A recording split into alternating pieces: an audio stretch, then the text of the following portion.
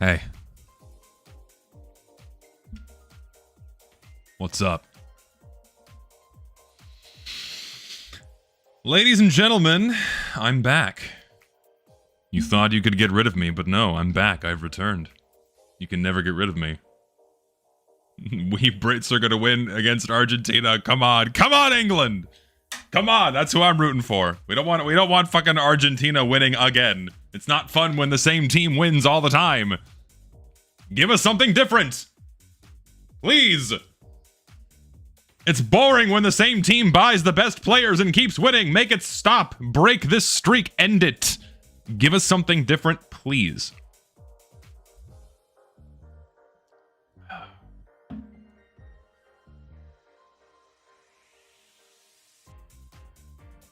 That's my stance. I've actually been quite enjoying watching the World Cup this time around. I never really got invested into it in years past, but this time around, actually really enjoying it. Had a lot of fun watching the North American continent teams slowly get picked off, which kind of sucks. I mean, soccer's not a thing here. I mean, it is in Mexico, but they got knocked out pretty early. And then, well, America's America, right? And then Canada, well, you know, they do hockey. So.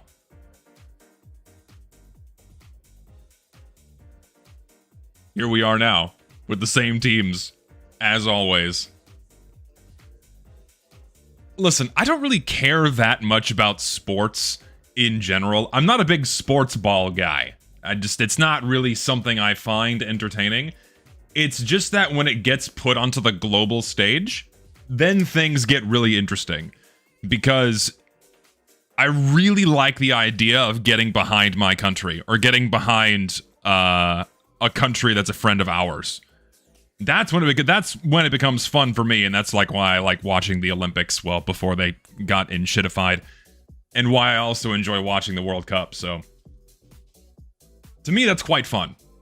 Other than that, don't really watch sports. It's not for me.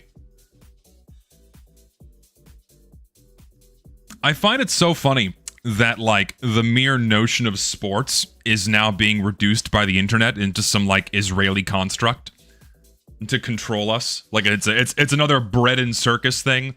Like, it's a distraction from the strings being pulled. Not saying strings aren't being pulled, but I really don't think sports are the distraction people are thinking it is. Genuinely, I really don't think it's the distraction people think it is. There are other things being done behind the scenes. I don't think it's sports. That's just me. It's like any form of entertainment is now an Israeli construct to distract us from the powers that be doing their evil deeds. I'm not gonna be playing the new maps. I just don't care. Sorry. If England wins, we get a day off from work on Friday, supposedly, so they better fucking win. Hopefully they win. You guys get a day off. It's like a fucking holiday.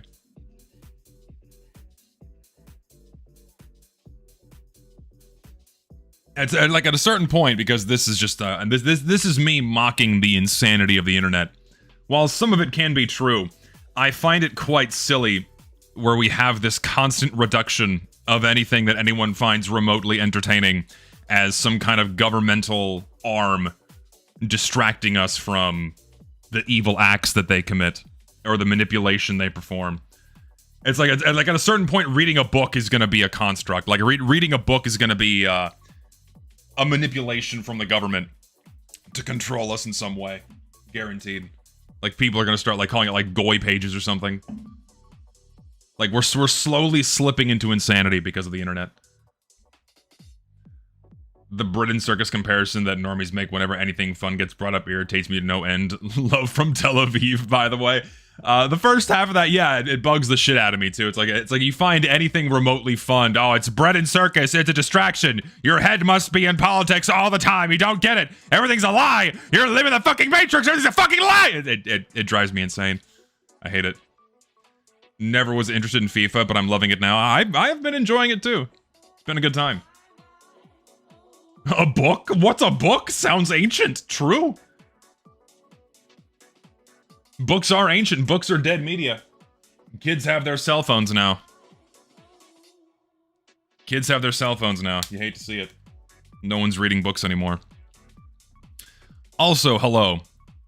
How is everyone? How's everyone doing? Hopefully everyone's doing well. I was gone for a week. I was on vacation, for those wondering where I was and why I didn't cover the summer update the day it came out. I was on an island, enjoying some sun and sand and some fishing. I got a tan, got some vitamin D. That's why I was gone. Doing fine, got coffee, nice. Doing good is good, man, it's great. Glad everyone's doing well. Glad everyone's doing well. Yes, I was on an island, and I know the joke is Epstein Island. I went to Epstein Island. No, it's an island here in South Texas. It's called Mustang Island. Beautiful beaches. It was a good time. Go Argentina? No. Argentina will lose. I deem it so.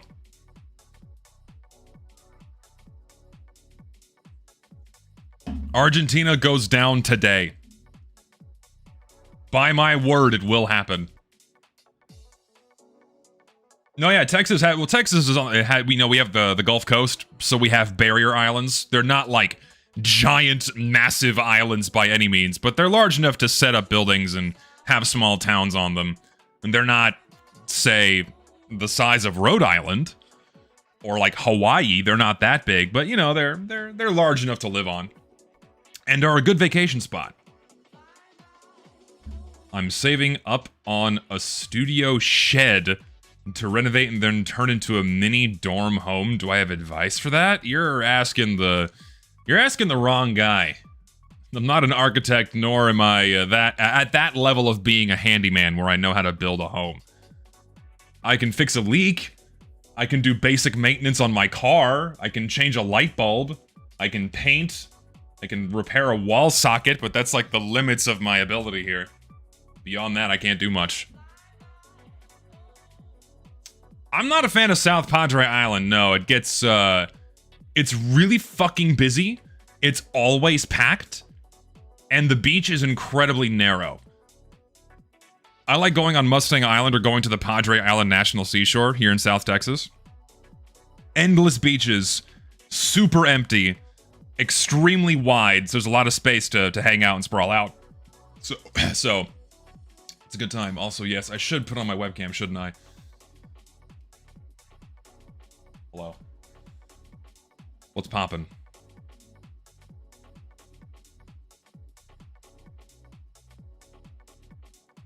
I heard from another YouTuber that Montana got ridiculously hot last few days. Yeah, there's it's funny. It's warmer up in Montana than it is here right now. It's been raining all day. It's been raining for 2 days straight. It's wonderful. I can wear a t-shirt today. I don't have to wear a tank top because it's not hot outside.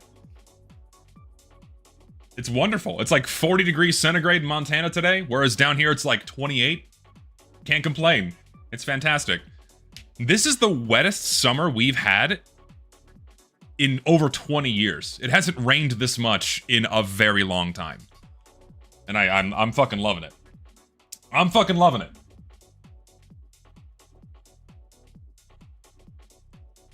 Looks like I've lost weight. No, I haven't lost weight. I've been gaining weight, which is what I need to be doing. Scale is slowly ticking up. Getting fatter. That's the goal. My plan by the end of the year is I'm gonna weigh 287 pounds. Be bald. And that's it, really. That's where I'm gonna end at this year. That's the plan. Eat 5 burgers every hour. You'd fit in some 80s Blue Oyster vibe. Wonderful. Anywho.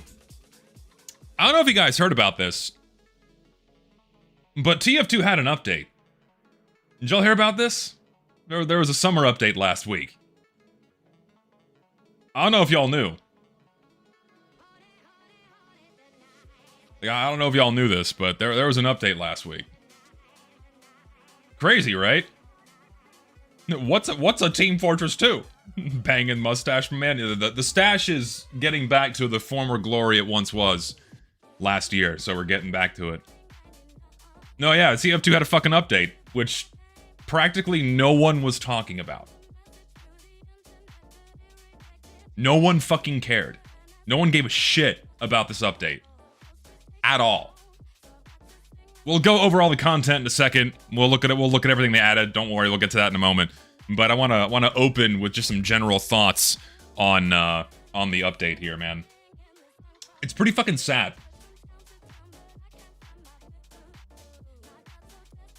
MVM laying in a ditch. Yeah, are we ever gonna get the MVM update? I don't know. It's just never going to come. I recommend coming to Lithuania. You'd get along with the people here, methinks. Maybe. Never been. I'd like to visit many parts of the world before I die. Potentially could make it out that way. Yeah, the MVM update. Lord knows when the fuck when that's coming around. I still stand by they just totally forgot about it. Or they didn't forget about it. I still stand by they just abandoned it. Because they bit off more than they were willing to chew. And now they're just not going to do the update. Now they've just set it aside, and they're going to let time do its usual thing, as it always has with TF2 since 2016. They're going to hope and pray that with the passing of time, people are gradually going to forget, and eventually people will go, oh, okay, well, it's gonna slip into meme history like the heavy update. Where, no, remember when they said they were going to give us a heavy update? Well, they're not doing that now. Remember when they said they were going to give us an MVM update? That was a good time, wasn't it? Open 50 more cases, please. I feel like that's what's going on. I can't. Should I read that? Goy Smith hasn't even opened 100 of each case yet. That's how you know nothing happened. Yeah, that is interesting, isn't it? He still might do it. It's only been a week since the update came out, but it is interesting that not even the people that dial are gonna open 100 cases. Like, they're not even doing that. That's how lackluster this update was. No one cared about the summer update this year. The highlight, like, because I was away, naturally, I can't tear my eyes away. I can't tear my eyes away from what's going on in TF2 discourse, of which there was practically none surrounding the summer update. No one gave a fuck at all. Okay. So, like, I was keeping my eyes on TF2 discourse surrounding the update, and I mean, the usual stuff happened. You know, we got some hats, we got some taunts, we got some unusual effects, we got some skins, we got some maps, but as always, the matchmaking system fucking broke, and no one could play the new content until the matchmaking system decided to get its act together. Wonderful. That's just like the status quo. That's the norm that we're always going to deal with now. Every update, the game just fucking breaks and you can't goddamn play it. Wonderful, isn't it? Isn't that always so fun? Isn't it fun that this happens every fucking update? And now it just happens on its own. I don't know if anyone else was experiencing this in the weeks leading up to the summer update, but the matchmaker would just randomly go down and stop working. You just couldn't get into a server. Don't know why, no explanation. It just did this periodically for about an hour or two at a time. The match, like, the Valve doesn't even need to touch it. It just stops working. Great. Awesome. Open 50 cases, by the way. More hats and skins. More unusual effects. Gotta spend that money. Isn't it wonderful? Isn't it fucking wonderful? And also, isn't it rather poetic? I made a tweet about this too. I made a tweet. Isn't it rather poetic? Hold on, I'll pull this up.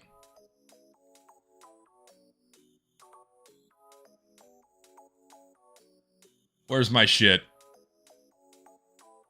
Like, of course, right? Of course. Isn't it fucking poetic that on the day the summer update released, the day the summer update released was the 10-year anniversary of fucking Meet Your Match, and the second the update dropped, the matchmaking system fucking broke. Again! It fucking broke again! It's insane! Like, look at this shit. You have the same, like, the game will end in negative 770 seconds. It is safe to leave. This just happens all the time now! This game hates you. And I need to reinforce that Valve hates you, this game hates you. It does everything in its power to push you away, to make you not want to play this game. And isn't it fucking poetic that this was happening on the update that dropped on the 10-year anniversary of the matchmaking system's release, from which all of these problems continue to stem? Isn't it beautiful? Isn't it fucking poetic? Like, the most upvoted posts I was seeing on Reddit in regards to the update, okay?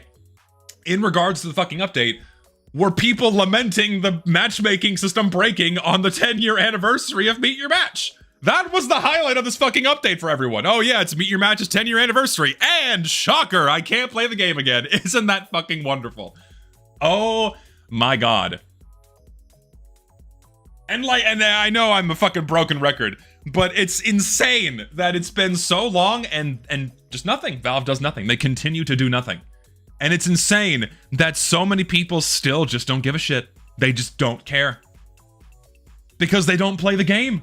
And that's the fucking proof of the pudding here too. When even the people that don't play the fucking game aren't hyping up the fucking shit happening with the update, right? Like, you didn't even see like posts like, oh my god, look at this cute little hat. Oh, there's like a meme. Like, none of that happening on Twitter. None of that happening on Reddit. Even the people that maintain a lot of the most visible discourse, the ones that don't play the game, were saying nothing. Nothing. That's how you know no one gave a shit. I miss how TF2 updates used to make me excited. Me too, man. And that's the problem. TF2 updates are not special anymore. They're not. TF2 updates are simply not special anymore. Because for the past 8 years, all updates continue to be are more hats, unusual effects, taunts, skins, and maps. That's it. Nothing meaningful has happened in this game for a fucking decade. And just updates aren't special anymore. No one cares. Hats don't mean anything. Unusual effects don't mean anything. When you have 3,000 of them already in the game and you get 100 of them each year. None of it matters. And as a result, no one gave a fuck. No one cared. Like, the biggest post I saw in regards to the summer update was this.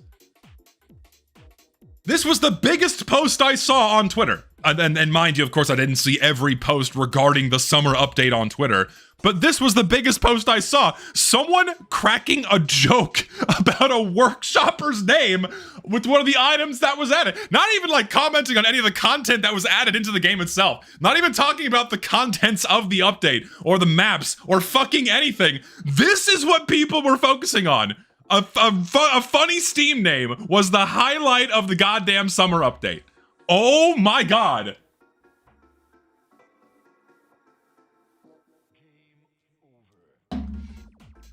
That's how you know. That's how you know. I personally wasn't that excited about this update just because I'm more anxious to see what happens this fall. Main question being, will we actually get the MVM update or not? I genuinely don't think we will. I really don't think we're gonna get the MVM update. Seriously, I don't think we will.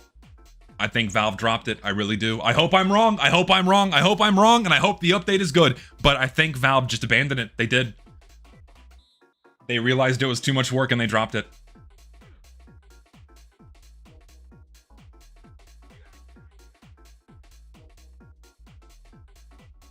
And it's only going to get worse.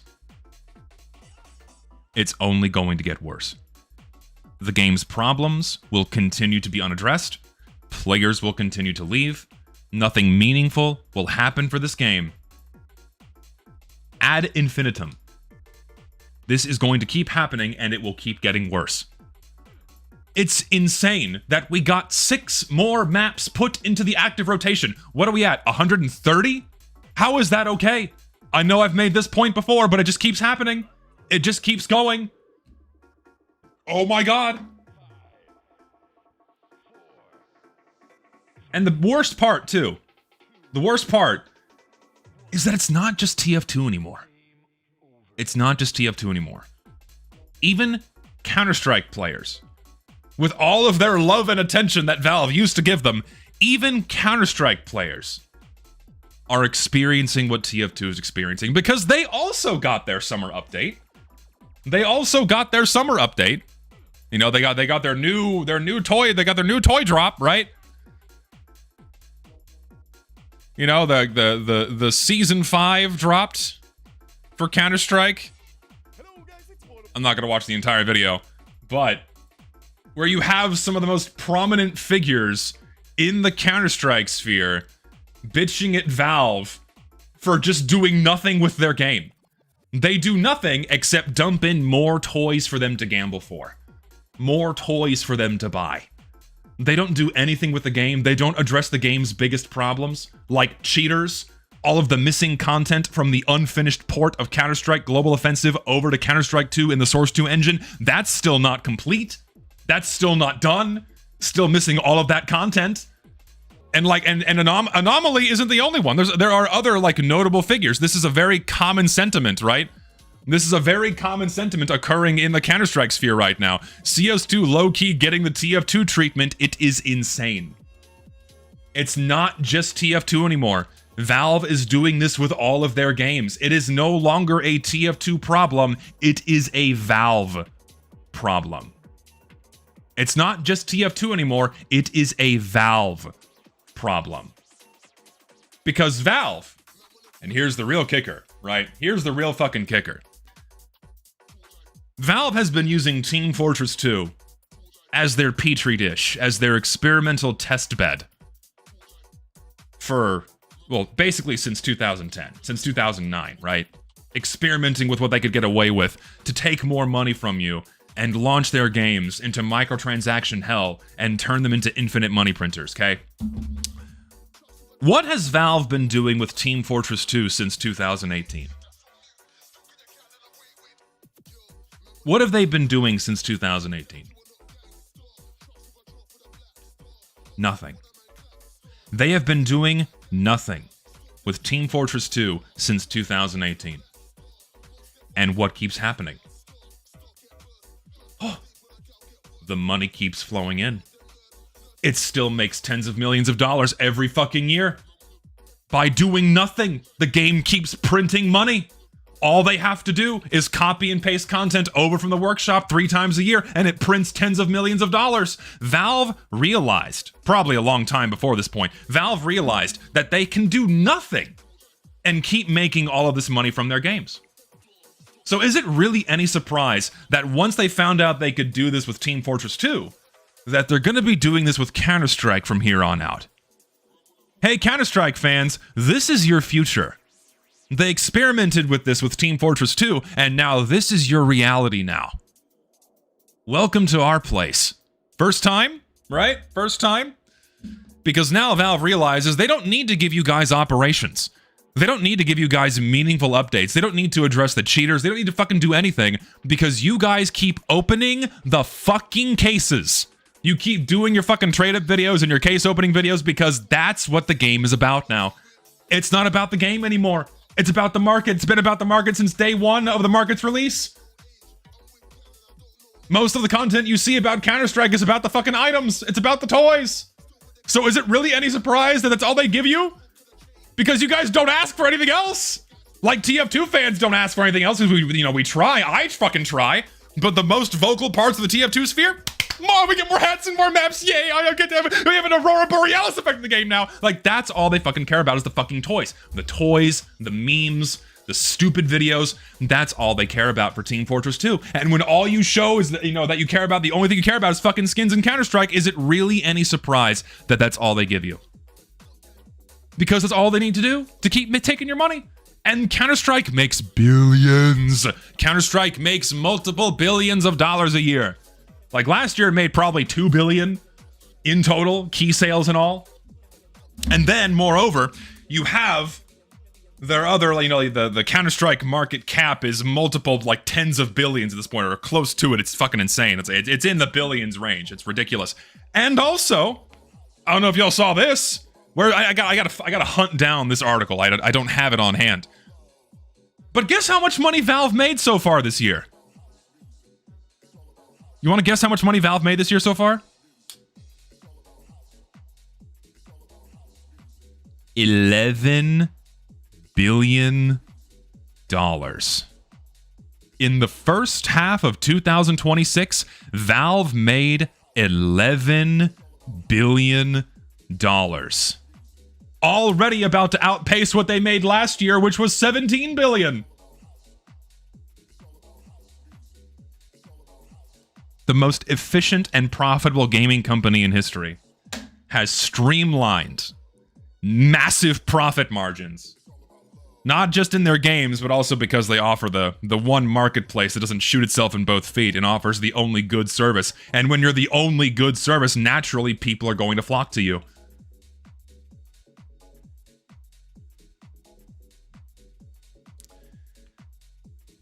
Yeah. You look like the Limu Emu dude with that stash. Oh my lord. Ah, perfect. Thank you, person who sent this. Here it is. Steam alone. Steam? Just Steam. Not like Valve's other games, but just Steam made $11 billion in the first half of 2026. That is fucking insane. $11 fucking billion. As opposed to, last year, which was, only 10.3 billion.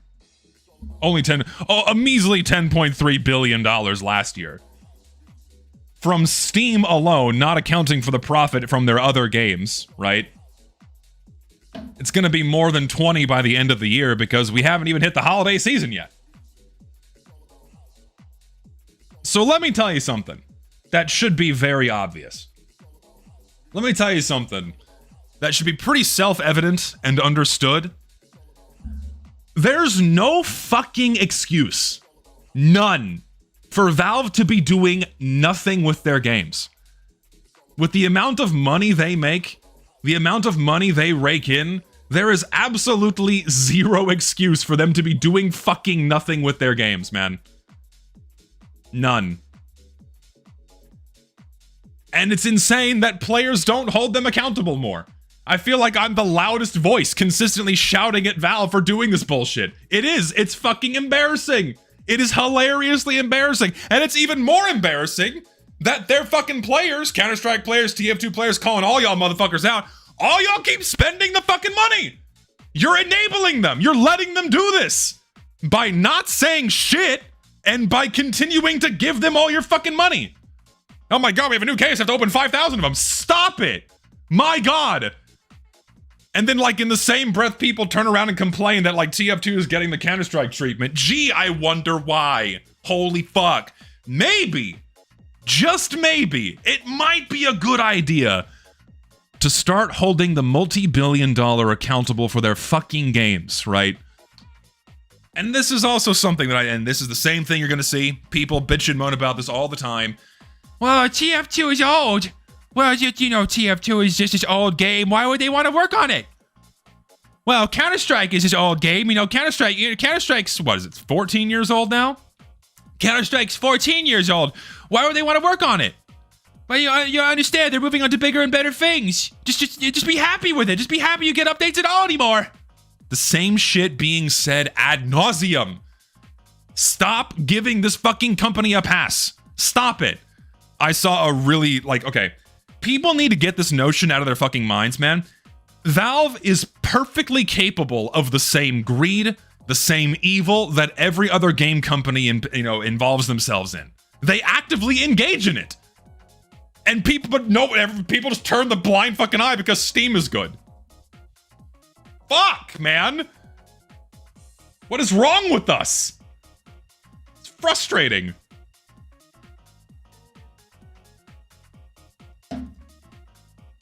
And Valve only has 300 employees. Yeah, like 330 employees, something like that. Which is another reason why they're so profitable. Because they, at least with their games, right? Because Valve doesn't make anything anymore for their games. Mostly nothing. They haven't made anything for Team Fortress 2 in a decade. And then for Counter-Strike, most of their content has been coming from the community as well. They don't need to pay full-time employees anymore. They don't need to pay full-time artists. They don't need to pay full-time writers, full-time modelers, all that shit. They outsource all of their work for pennies by comparison. Because think about how much money they would have needed to pay full-time artists and modelers to make all of the content they sell to you. And then compare that to the pennies they give back to the people that made them by comparison. Profit margins with the shit they sell you is insanely huge. Massive. Because they're not having to pay an employee a full-time salary, they're not having to pay them benefits, they're not having to match them on their taxes. No, we're just going to outsource it to third world countries and have them fight over these pennies. Because $1,000 doesn't go that far here in America, but if a Brazilian makes a TF2 item, guess what? That's like 500 grand in his pocket. Because the US dollar goes a lot further in these countries. So they're exploiting poor people. Yes, this is true, it happens. I see it in the TF2 sphere. Very rabid competition between second and third worlders trying to make items for Team Fortress 2 and getting them in the game because the US dollar goes a lot further there. And this isn't me, like, shitting on their living condition. Like, yeah, that sucks. It sucks they live so poorly. I don't wish that on anybody. But, like, that's what Valve is doing. They're exploiting that to turn a profit. Massive profit. And no one talks about that either. Fuck! And the same thing's happening with Counter-Strike. Everything put in that game is made by people other than Valve.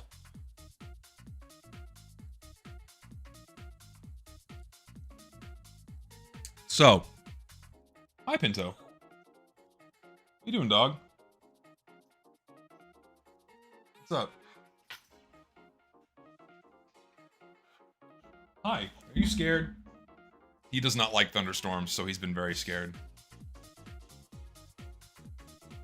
Hi, what are you doing? What are you doing, dog? I can't hold you in my lap. You're a fucking 40-pound dog. What? Do you want, look, listen. I can't let you out. It's raining. I can't let you outside. You're gonna get muddy. What? What are you... Honestly, more excited to see me continue my Fallout New Vegas journey than what's been added in the summer update. Yeah, man, I feel you there. What is it? He's all worked up. You need to go outside? Hold on, I'm letting my dog out. Give me a second. Go outside. Come on.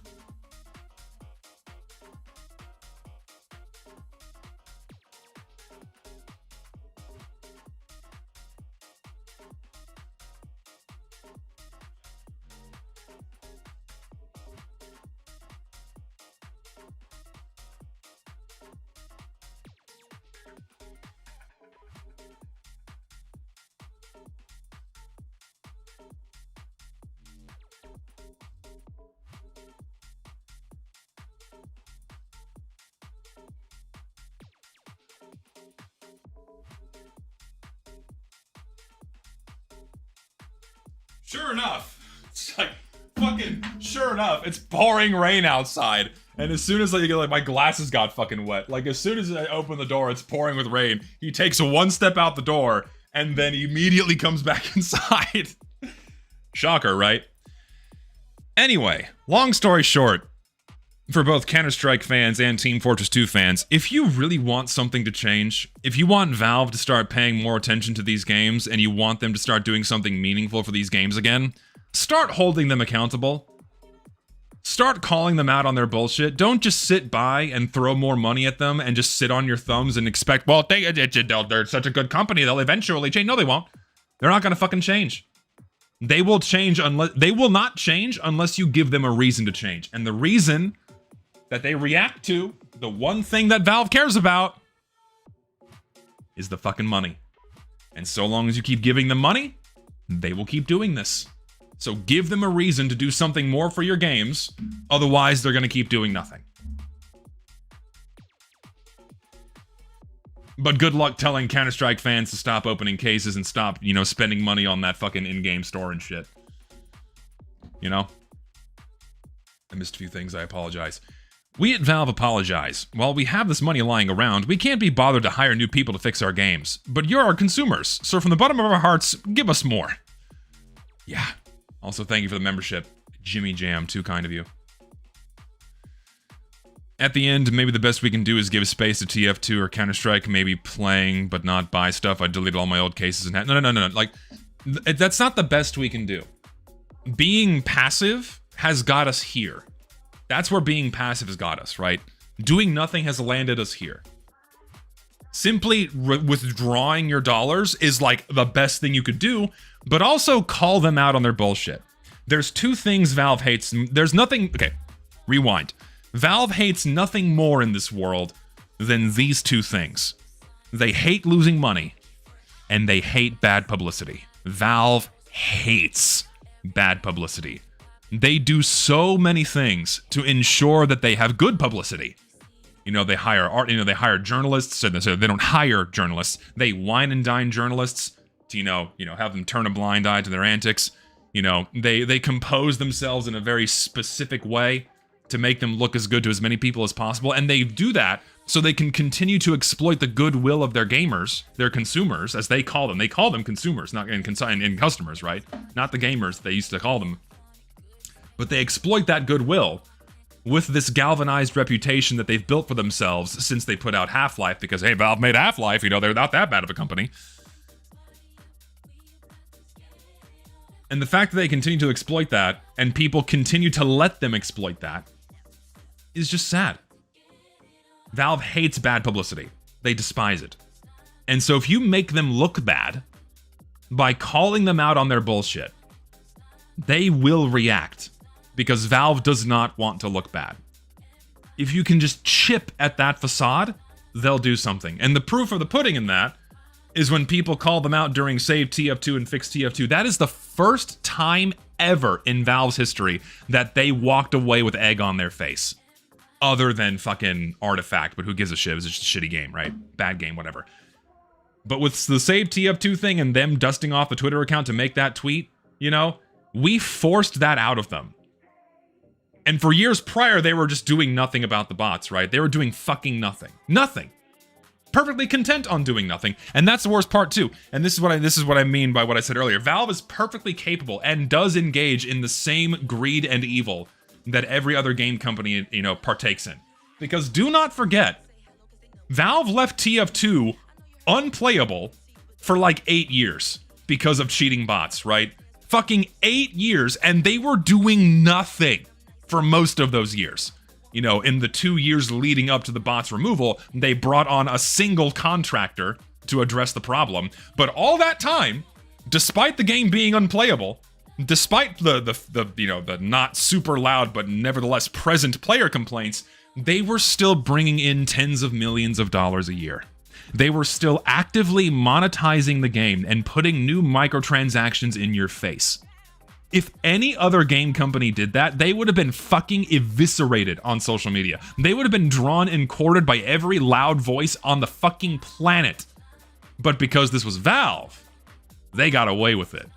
Because they were exploiting the goodwill of their consumers by flashing around their galvanized reputation like a goddamn police badge. Oh, we're Valve. You're not gonna criticize us. We gave you Half-Life. We give you Steam. Why you wouldn't dare ever say anything? One of the most pathetic and egregious acts of greed ever exhibited by a fucking company. And no one talks about that ever. Except, me on a regular basis, because no one should fucking forget this. Ever. Valve is perfectly capable of being just as evil as any other company, and they are.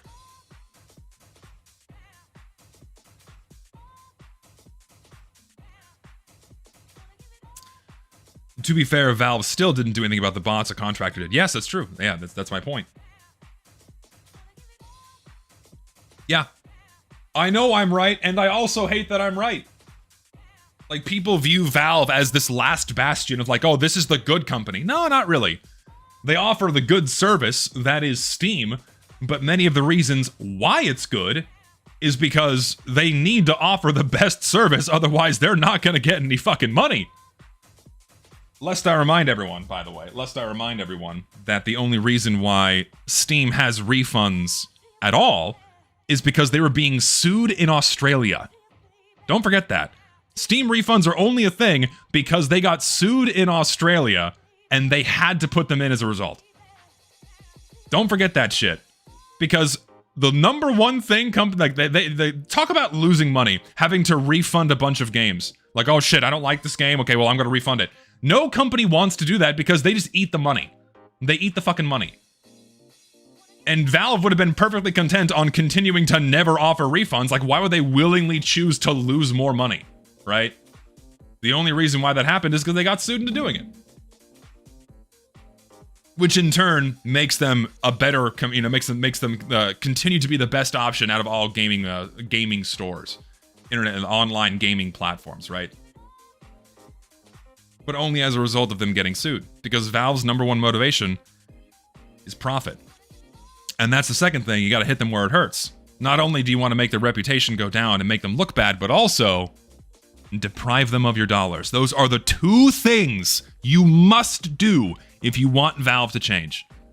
You must do those things. If you don't do them, guess what? We're stuck here. We're stuck here. And it's only deadlock until here on out. So no, Save TF2 did not work. It worked in that it made Valve look bad. That's the one thing that Save TF2 and Fix TF2 did, is they made Valve look really bad. First time Valve made, that was the first time in history that Valve was made to look fucking awful at a massive scale, a global scale. Valve walked away scorned and burned, and they fucking deserved it. It didn't make them work on the bots any faster, because they had already set that contractor on the bot problem before Save TF2 took place, so it didn't push them to do anything. However, it certainly made them look bad, and we need more of that.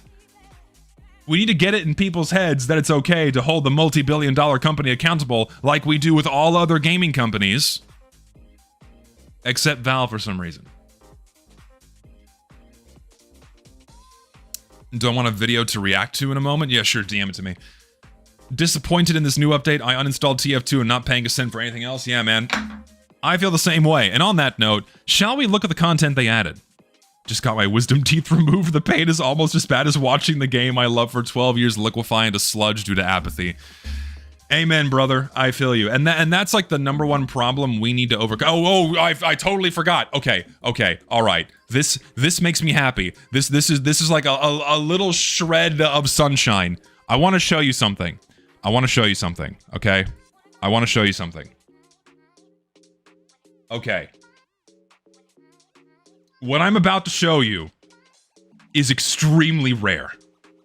An extremely rare occurrence that I pray to God we see more of. It's another YouTuber being critical of Valve.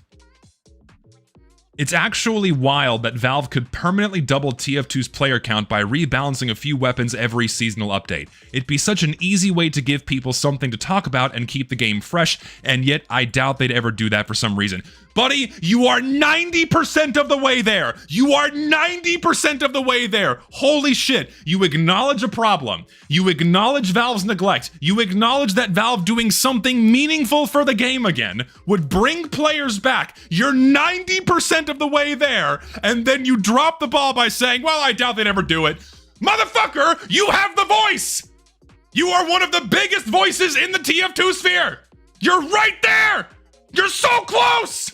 Say something! Hold them fucking accountable! Don't just go, well, that's it. That's just how it is now. No! We have the power. We have the influence. You did it before! You're this close! You're right fucking there! Fuck! Ugh!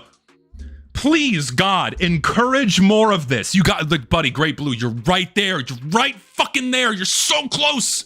You're so close!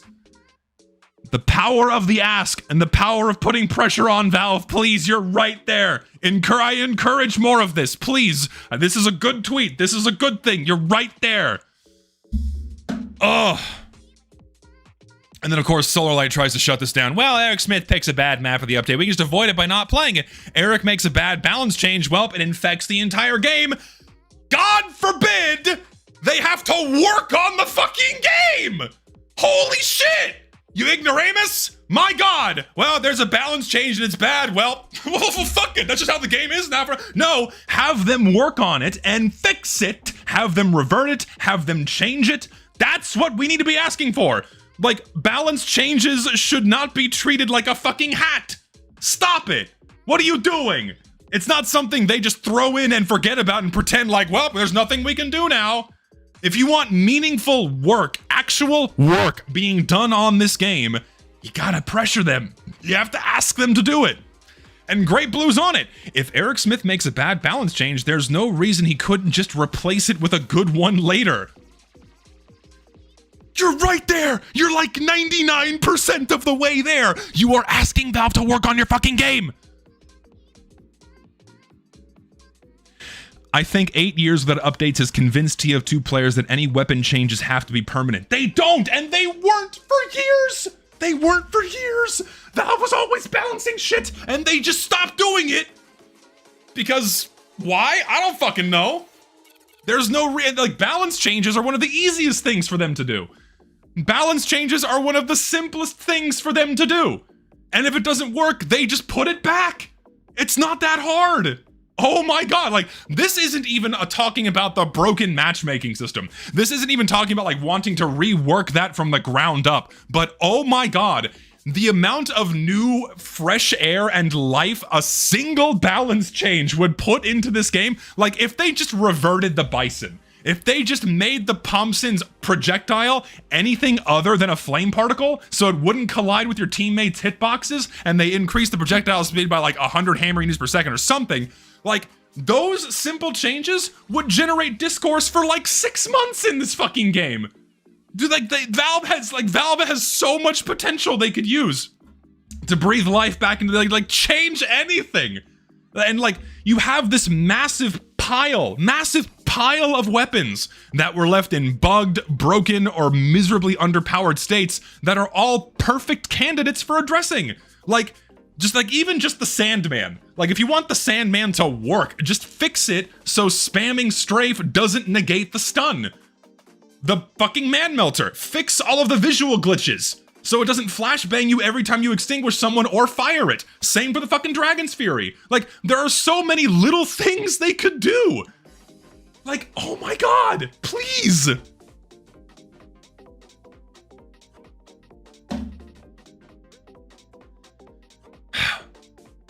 You're 90% of the way there, man. You're so close. You're so fucking close.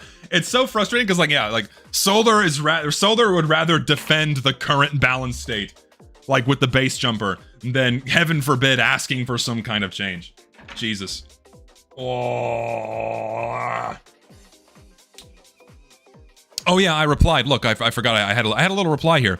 There's no reason for TF2 players to not pressure Valve for more than the bare minimum, including balance changes. Balance changes are one of the easiest things for them to do, and it would breathe a ton of new life into the game. One balance change would generate a year's worth of videos and discourse. There's no good reason for them to have left a ton of weapons either broken, bugged, or useless states for the last 8 years. Demand for changes.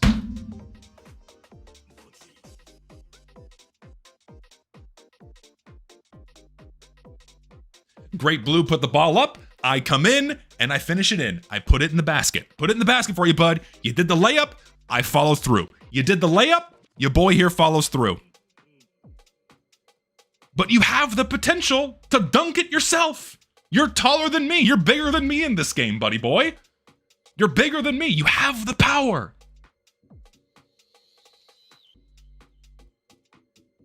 Oy. I missed a few, I'm sorry.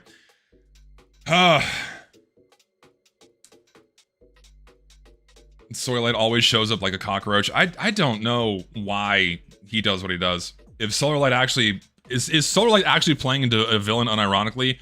It's what it feels like. He's been such a douchebag. I don't know, man. The buffed... Okay, so the Neon Annihilator wasn't buffed. That was such an inconsequential change, making it so you could combo a crit with the Gas Passer with the Neon Annihilator when you could already do that with the Extinguisher and not have to wait an entire minute to do it again. Like, I'm talking a real balance change here. Like, any kind of reversion of any of the Meet Your Match era balance changes would be phenomenal. Would be a phenomenal place to start. If you want Valve to do anything at this point, just mass boycott, stop giving them money, it's the only way Valve will listen. Yes. Solarlight's fall off must be studied. I agree. But we got ziplines in the game now. Who cares about meaning? Does anyone give a fuck about the zipline map? Like, that was the gimmick we got this year was ziplines, and I saw nothing. I saw no posts. I saw nothing in regards to the zipline map. Like, I saw, like, who gave a shit? Who gives a fuck? Oh my god, a map has ziplines. The game is fucking saved. Wonderful. Oh, yeah, great. Who gives a shit? It's the 130th map. Blue after Zesty's response, after further consideration, I think Valve is the best company ever and that has never done anything wrong and should leave TF2 intact with a cycle of seasonal updates. No. We don't want to discourage this. Stop it. No. Don't try to twist this into something negative. This is good. We want more of this, please. The fact they would rather balance a fucking community taunt kill rather than any of the weapons that needed is absolutely abysmal. Well, the only reason why they were balancing the taunt kill is because it cost money. It's the only reason why they even considered touching the balancing of that is because it cost players money. Otherwise, they would have done nothing. I'm at the point where I don't want to buy games on Steam anymore, but since there aren't any alternatives other than GOG, I just won't buy games anymore. I mean, it saves you money. You probably already have a lot of games to play. I feel like Solarlight has some kind of psychosis or derangement syndrome towards you. There must be something wrong with his head. I don't know, man. I don't know. I have no answers. I'm not sure. I got nothing.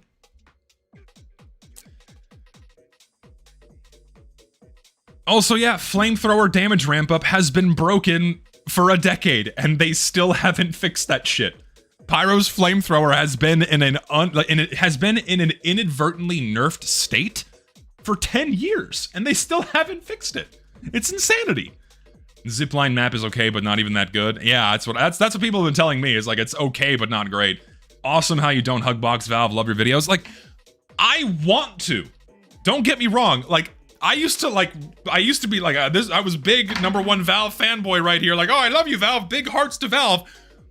But as they just continued doing nothing with my favorite game and continued neglecting it to the point where you couldn't even play it anymore,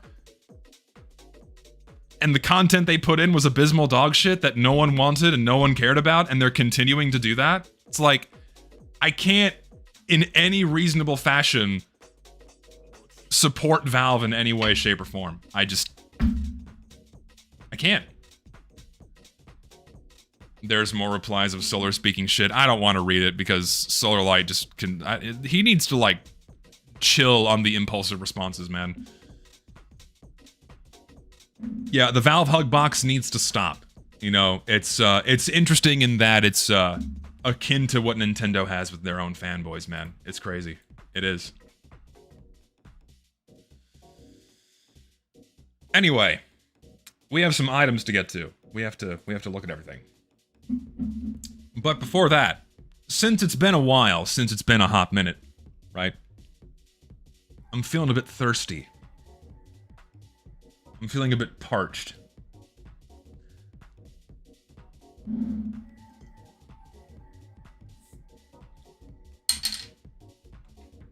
It's been a hot minute since I've done a slop review.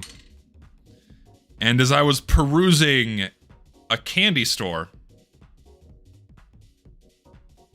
on the island I was staying at, I came across this monstrosity.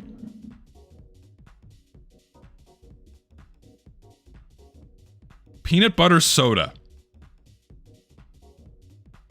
This can't be good, right?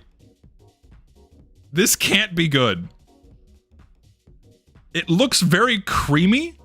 It has like a foggy swirl in the neck. You see that? Let me like jiggle it a bit.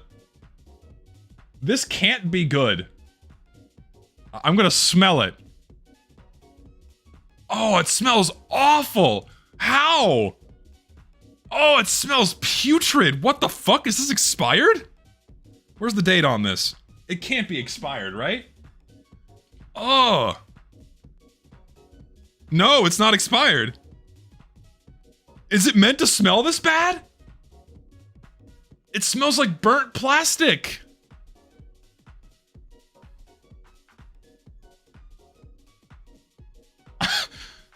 I can't get over the smell.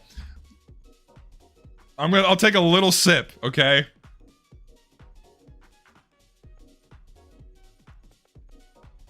Oh, it's horrible. Oh my god, it's so bad. Oh, Jesus. Oh my god. Oh. What the fuck? Oh, it's disgusting. How are they? There's this. Okay, this is a pure novelty. This is awful. Hold on, I have to hold on.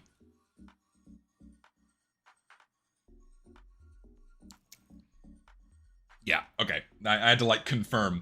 No more of that. Jesus. The only way I could describe the flavor is like sweet rubber. It's if they blended, if they liquefied rubber and then mixed it with sugar.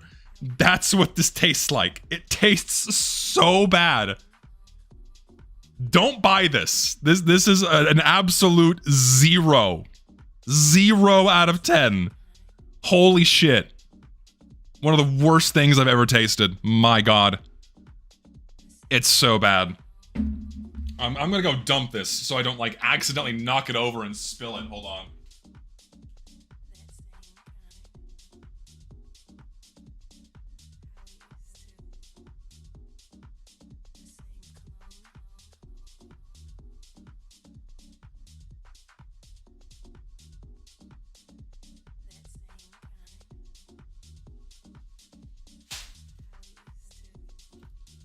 Hey, you thought I was done? I have more!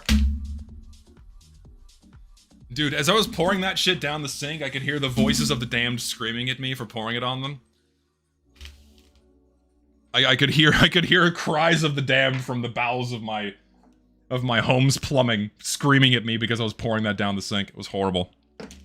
But I think I have a this is a two-parter. This is a two-parter here.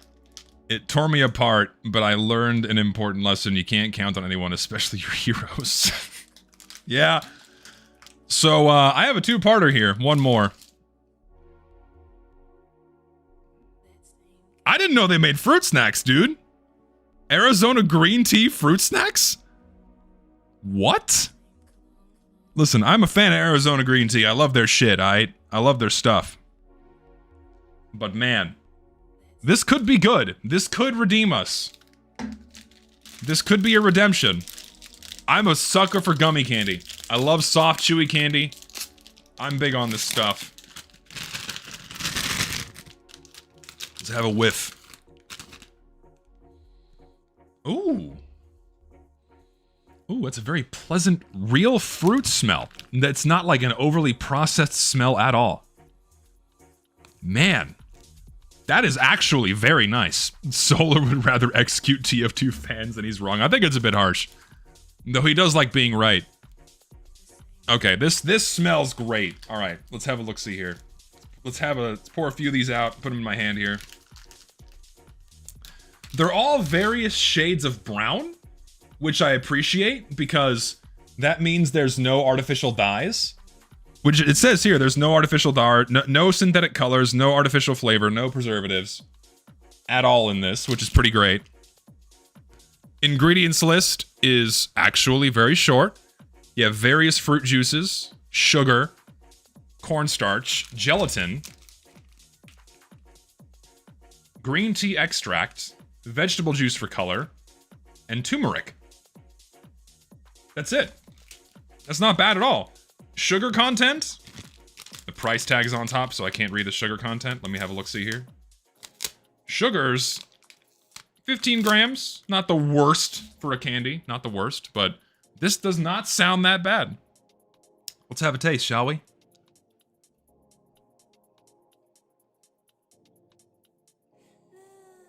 Oh yeah. I'm eating the whole bag. That shit's good.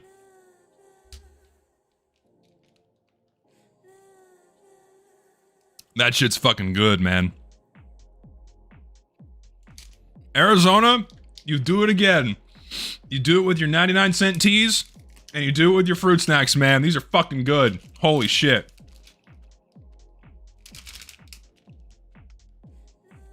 This is fantastic. Dude. 10 out of 10 on the Arizona green tea fruit snacks, man. If you find these, buy them. They're fucking awesome. Phenomenal. Scrumptious even. I mean, these last two.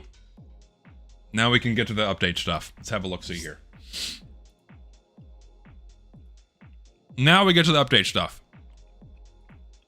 I guess I'll go to stuff on Steam because it's easier there.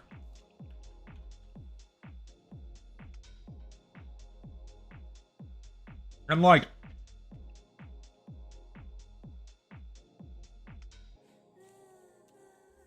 they're the right kind of gummy, where they're not super hard. They're more tacky. They have like good chew. They don't get stuck in your teeth too bad. They're not like super hard like gummy bears. They're quite nice. They're quite nice. Okay, so community, workshop, app, Team Fortress of the Two. I'm not gonna look at the maps because I just don't give a shit. Browse, items, accepted for game.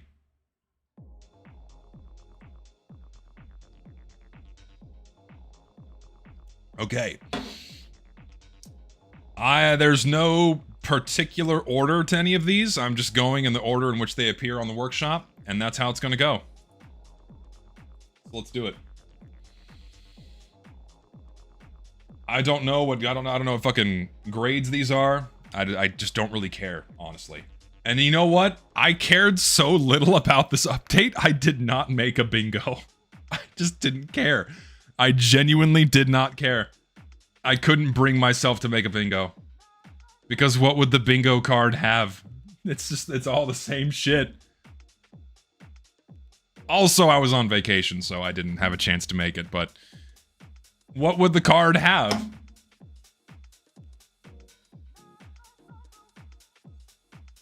Nothing spectacular. I'm still laughing that the low profile collection failed horribly. Only one item got in. No, yeah, I have some comments on that after I'm done going through everything. Okay, so, and also, I've not looked at the cosmetics yet. I genuinely don't know what got added. I just didn't care. I only looked at the war paints because I knew the war paints were good, and I looked at those, so I haven't looked at everything they added. So they added this. Hard hearing. It's all class, apparently. And it's fine. This is okay. This is acceptable. I don't really see an issue with this hat. It's got a unique class emblem. Yeah, this is good. Oh, is this the elite grade? Really? Of course they make like the one fitting hat the goddamn elite grade. Seriously?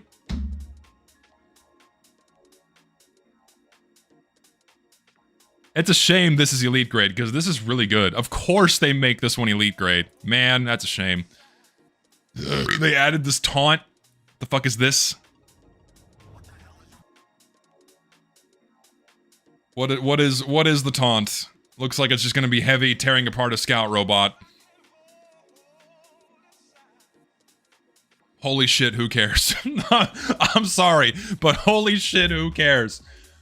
At least, right? The added detail of the money falling out is cute, but also just who cares? It's not a taunt. It's another little action emote.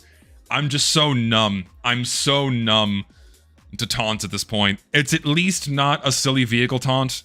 It's not a, this is the MVM update? Oh my god, yeah.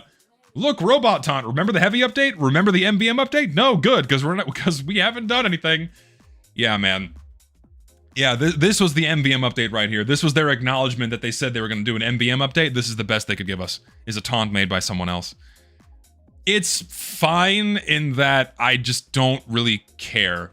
I'm not offended by its existence. Also, I can't believe they added this fucking pyro shirt. Oh my god, this thing sucks. Oh, it sucks, and the colors are all weird. Ugh. And like, of course, naturally what they're not doing is they're not showing any default poses at all. They're not showing any default poses, right? So what you're gonna see first, frontally forward, are the stripes, right? And then whatever flamethrower he's holding. So, and then also this color is not the right shade of red and blue. It looks like shit. And also, I don't like that they just reduced Pyro into, like, a child. He's like a baby boy. Oh, look at the baby boy with his striped shirt and his little beanie. Oh, he's so cute. Like, I hate this shit. I hate when they do this to... I hate when they do this to any of the classes. I really do. And it just sucks. I'm sorry. And also, for some reason, it's elite grade. The MVM Scout taunt last time, when the random MVM update... heavy taunt this time. That's what gives me hope the MVM update is still coming this October. It's not... There's not going to be an MVM update this year, if there's going to be one. I just don't see it happening. Like, being real here, and not just taking the piss saying the update's not coming at all. When the update comes, I suspect it's going to be next year. If Valve is actually working on it, it's going to be next year. It's not going to be this year. It's on indefinite delay. If they drop it this year, I'll be shocked. This is what the game is to people now. This is what TF2 has been reduced to. It's been boiled down to this. The game is a dumb shit meme. And of course, people squeal with glee when they see this, but when you go try to play the game, well, have fun. Yeah, it's a lame cosmetic, and for some reason, it's elite grade. Also, really? They added this? Ugh. I don't care about the trailer for it. The funny little activity, like, yes, here's my taunt I'm gonna get in my dog shit hammock. Yeah, Trader main bait, where it's an infinitely looping taunt so you can show off your particle effect. You're never gonna see this in game. No one's gonna use this. You're only gonna see this in trade servers. I hate these so much. I really do.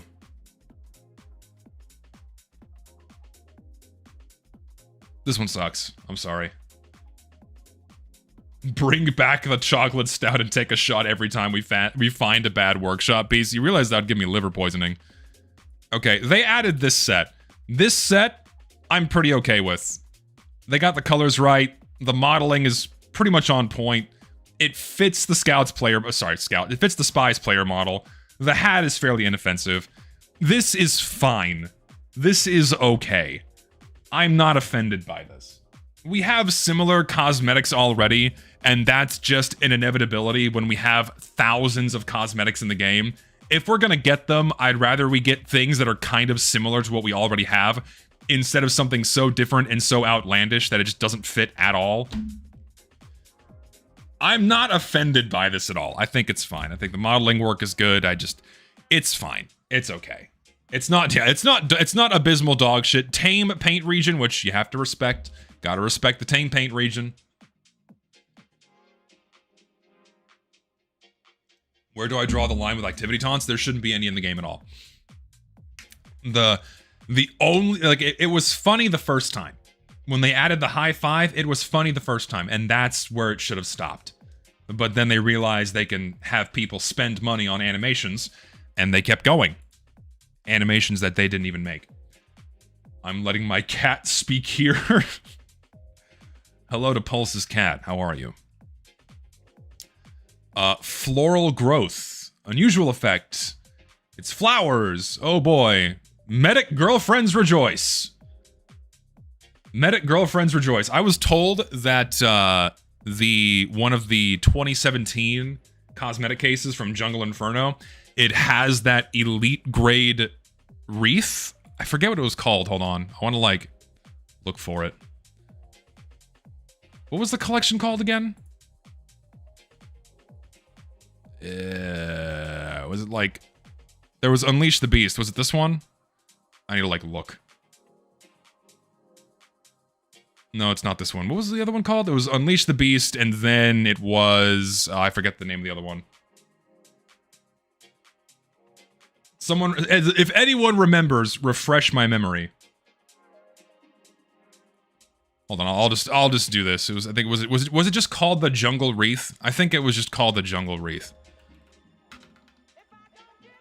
I can't type. Jesus. Yeah, okay. What's the collection again?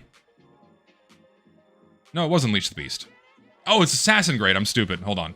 Okay, so it's Assassin Grade. So, what I wanted to look at was this. Hold on. It was apparently like the price in these spiked massively because people are trying to unbox it so they can get the Jungle Wreath. But oh yeah. Oh yeah, it went up in price a little bit, not much. It like doubled in price from 3 cents to 6 cents, okay? Because people are trying to unbox it for the Jungle Wreath, but that's about it. It's not that much of a price jump, but am I really surprised people are farming this old cheap case in hopes of getting this effect on the one hat it matches with? No, I'm not surprised at all, but good luck. If someone manages to unbox that,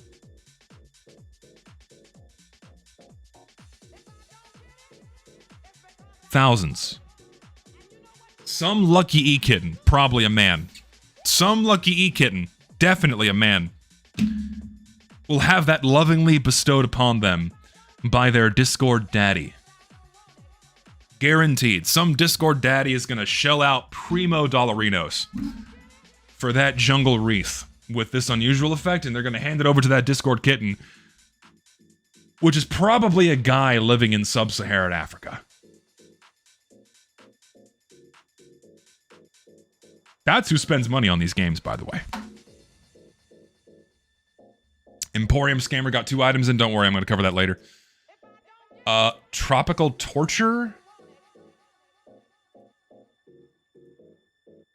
Sure. It's whatever. I don't know. I'm not... We have something similar to this that's for Scout and Spy, and now Pyro has a Hawaiian shirt. It's okay. It's inoffensive. It's whatever. I don't really care. Showtime Spotlights. It's more... Taunt effects were a mistake. I'm sorry. I'll say this every time. Taunt effects were a mistake. They should have never been added. But you know what? At least this one's not a giant pile of neon particle slop. Okay? At least there's this much going for it. It's not a giant pile of neon particle slop. Alright? It's not the worst. Shouldn't be in the game. I stand by my principles, but it's at least not neon green vomit. or neon purple vomit, right? Also, it is fucking massive, I will say that, but it's yeah. Okay, so we have this NG set here.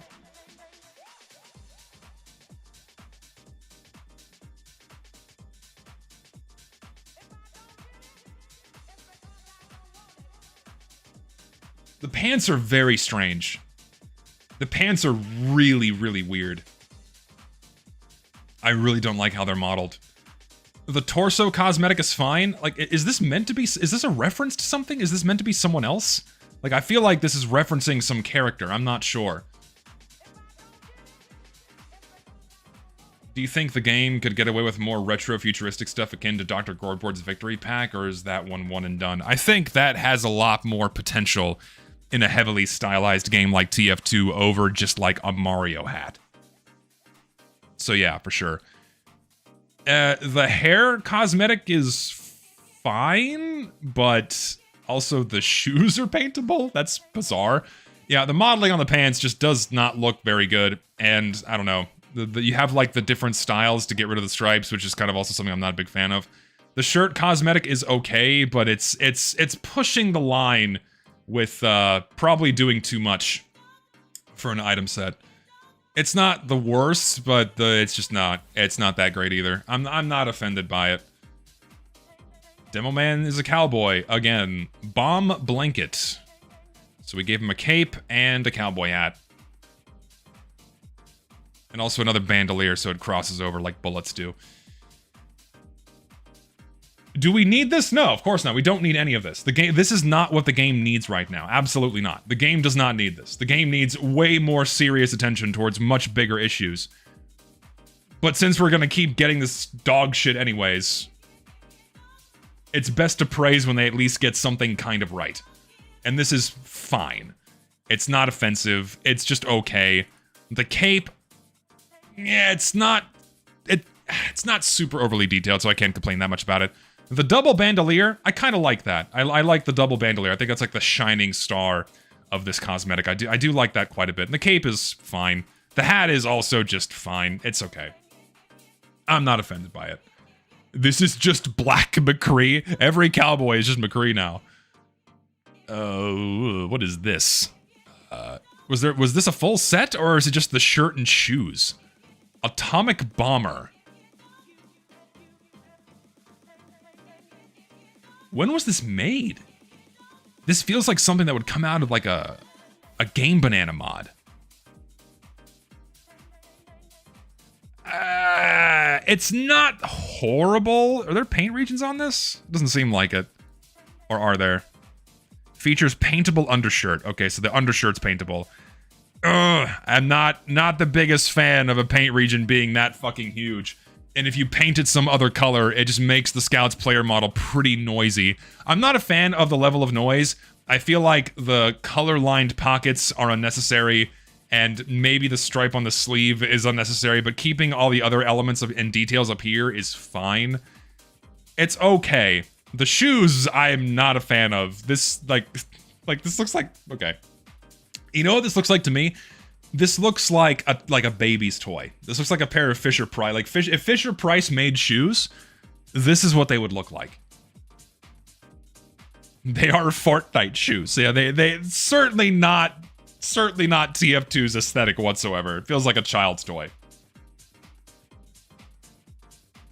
I liked it when the Bonk merchandise stopped at the Bonk Boy.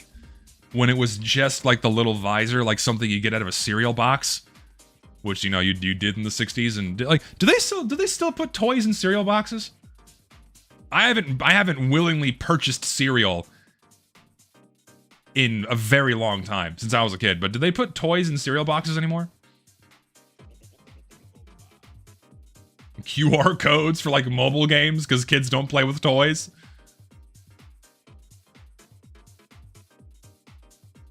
Nah, so the fact they don't do that anymore is kind of a shame. Because, I can't say why. It's not because the kids were choking on them. It's because we don't live in kind society anymore. And I'm sure people were just ripping open the toys in the middle of ripping open the boxes in the middle of the store and pulling the toys out. And so they had to stop doing it.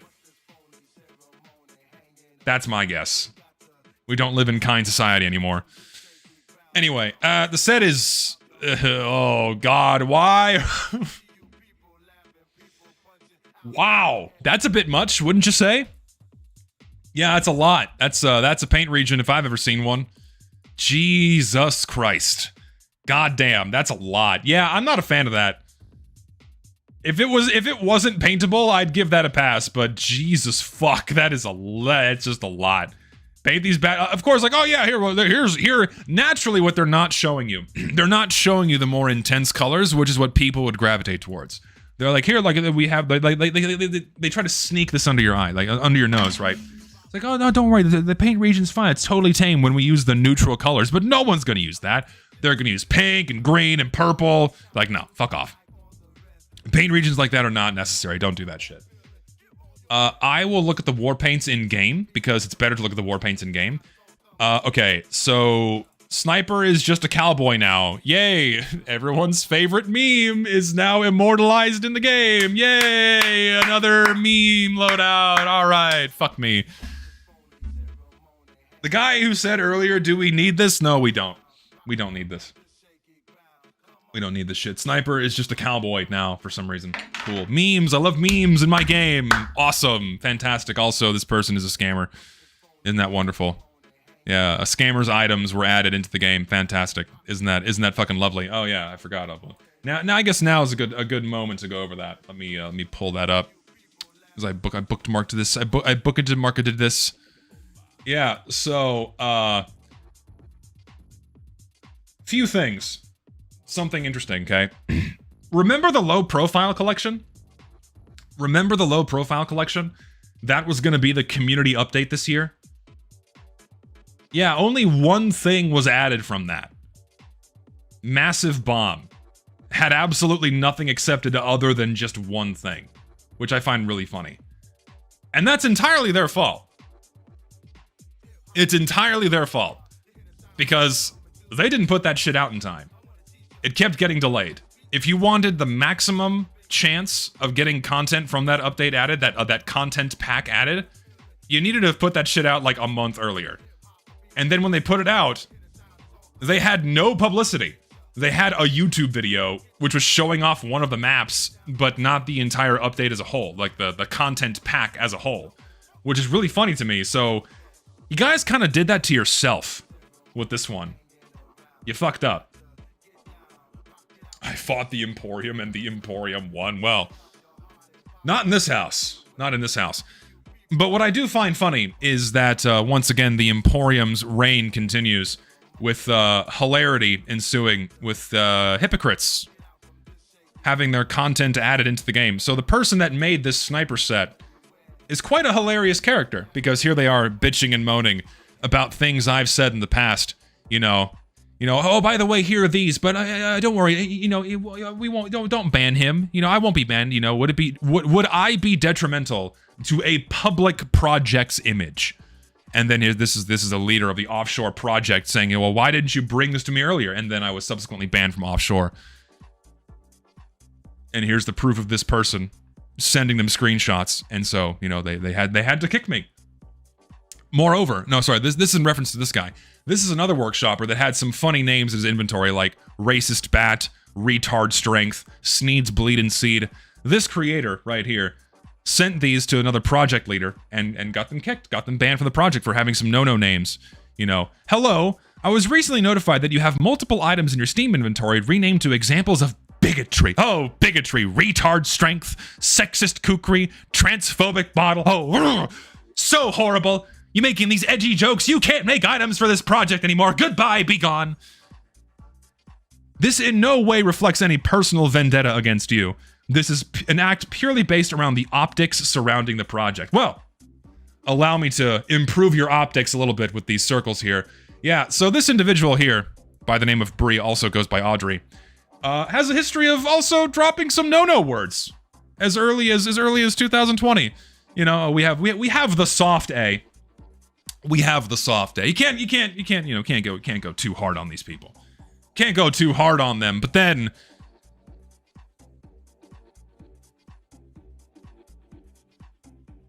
you see when they do it, right? You see when they do it, It's okay. You see, when they do it in their circles, amongst their friends, it's okay. Right, it's totally fine. Totally acceptable. But when other people do it, well, we can't have that surrounding us because we don't want any acts of bigotry or racism in our midst. Meanwhile, these same people, once again, people that usually denounce me and the circles I'm involved in, always end up being the biggest fucking hypocrites because you know what I have not done? There ain't no fucking hard R out there from me. Everyone's way more extreme than I am, dropping some hard Rs. They got banned from servers for this. Oh, and you know what makes it better? They're a known scammer that's been banned from backpack.tf because they were trying to scam people. Isn't that wonderful, member of the Emporium? Isn't that fan-fucking-tastic? These are the people that Valve is giving thousands of dollars to. These are the people that Valve is giving tens of thousands of dollars to every year for their content. Think about that for a second. Oh, and the cherry on top of the shit show Sunday here. Oh, they had a little edgy item themselves with the decal they applied on their own terms. So I just find this funny that all of these people engage in the exact same things they heavily denounce and then use that as a weapon against those they dislike. So, I mean, from my point of view, the Emporium is racist. They're full of scammers. They themselves are also bigots by allowing these people to be in their midst. I think you should ban this person. They're very blatantly racist. Look at this. My God. They're racist and a known scammer. And you let them work with you? Shame on you, TF2 Emporium. What are you doing? Shame on you, TF2 Emporium. What the fuck are you doing? We thought so much better of you. We really did. We really thought so much better of you.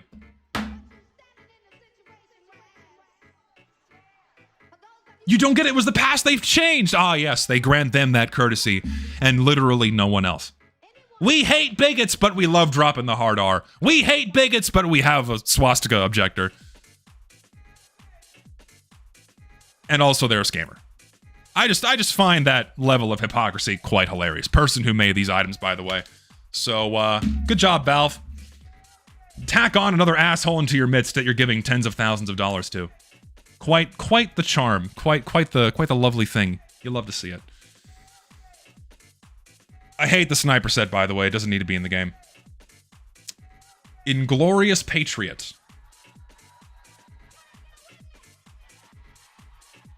Sure. It's okay. I see no issue with this. Fairly generic. It's a fairly generic code. Not much going on. It's aight. It's decent. It's clean. I take no issues with this. It's good. Was it part of a full set? Was there a haircut? There is. Lieutenant's cut. Yeah, the hair's fine. The hair's fine. It just bothers me when soldiers' eyes are exposed. It always looks really weird when you can see his eyes because he was made to have a helmet covering his eyes. And so whenever they're exposed, it's just kind of uncomfortable to look at. So that's my one thing I don't like about it, but the hair itself is fine. Hair is fine, mustache is fine, it's okay. It's simple. Simple is better. I'm okay with it. I'm okay with the vanilla stuff. Vanilla looking cosmetics are totally fine. And then we have Luminous Drift. I feel like I'm missing items here. There should be a lot more. Hold on, I think I'm missing stuff here. Oh yeah, I'm missing a lot more. What the fuck? What's going on with the workshop? Why can't I see everything they added? What's going on here? Is there some weird filter? Some don't show in the first couple of pages? Yeah, that's strange. I don't know why that is. Also, this is a spy taunt, apparently. Yeah, I'm not a fan of this one either.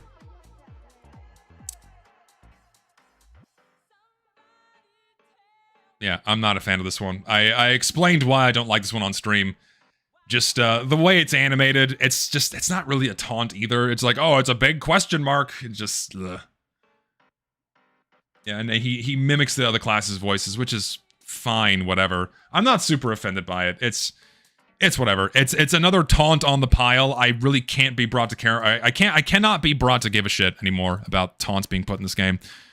Okay, so they added a bunch of other stuff that I have not seen. So they added the Unknown Warrior. What is this? Interesting.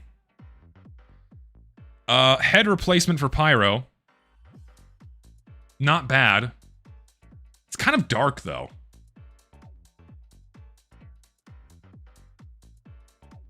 We have something similar already, but again, it's kind of unavoidable when you have thousands of cosmetics in the game. You can't avoid that. It's inoffensive. It's okay. I'm okay with it. I'm alright with it. Saw the demo set already. Oh, what's this? We have a heavy set? Oh, he's Coach. They just turned Heavy into Coach from Left 4 Dead. Really don't like this. This is the problem I have. Heavy's primary team color, whenever you're playing as him... Hold on, what's the paint region? Can I see this on Steam? I want to see this on Steam. They have a link to the workshop page.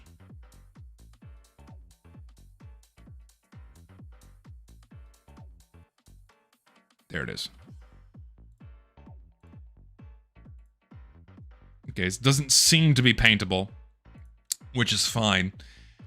My issue, once again, they're not showing any of the default poses, so what's going to be happening is you're just on yellow team now, because the difference between this shade of yellow and this shade of orange is so subtle, and what's going to happen is his minigun is being held out in front of him, blocking the primary portion of his team color, right?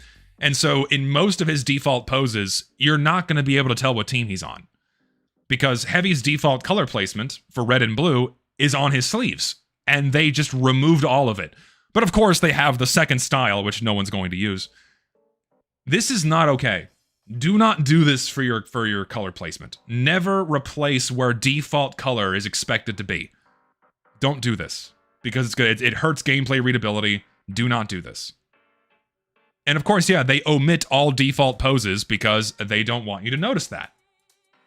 So, I cannot condone this item's acceptance. It should not be in the game for that reason alone. Fucks up team recognition. And they added pants. You have light or dark pants. Whatever. They're fine. I don't care. I just don't care. What is this?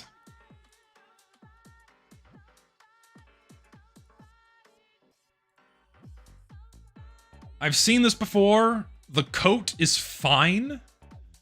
The modeling's a bit jank because they had to bring the glove all the way above his elbow, so it looks a little distorted. Other than that, it's okay. The head is a bit strange, because they have to model over the medic's existing hair, so it looks kind of bulbous. The hat does look a little bit like a tumor, and also we have another cosmetic that is almost identical to this in game already. So. Yeah, the gloves are very long. I'm not a fan of the gloves at all.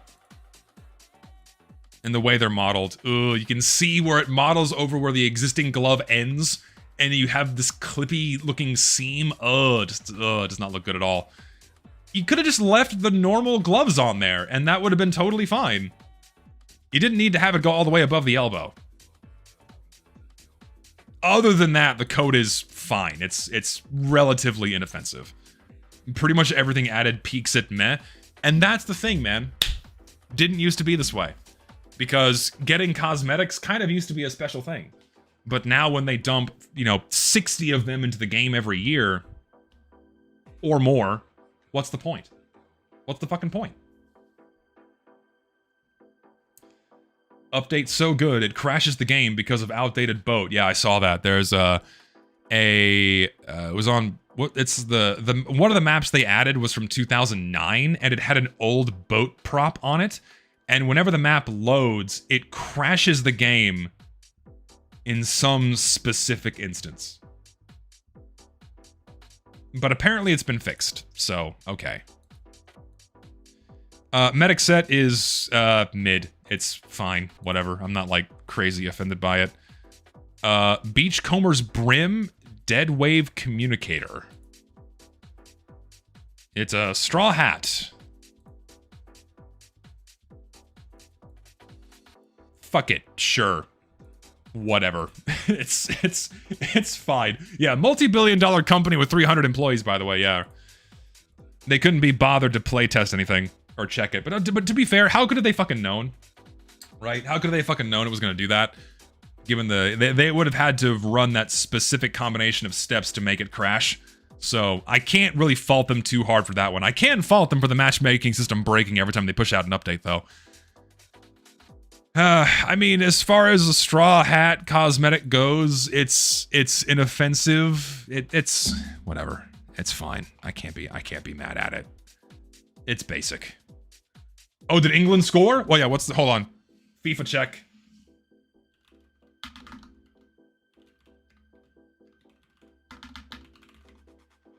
England leads 1-0. Dude, holy shit. They could actually do it. They could do it. That's crazy. Oh, I hope they do, man. Here's the standing right now. 24 minutes left in regulation time, baby. They could do it. They could knock out Argentina.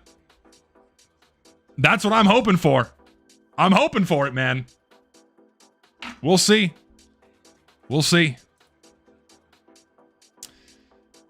And then, it's just the scouter from Dragon Ball Z. That's all this is. They added the scouter from Dragon Ball Z. This is the one thing from low profile. This was the one thing that Valve looked at and went, yep, put that shit in the game.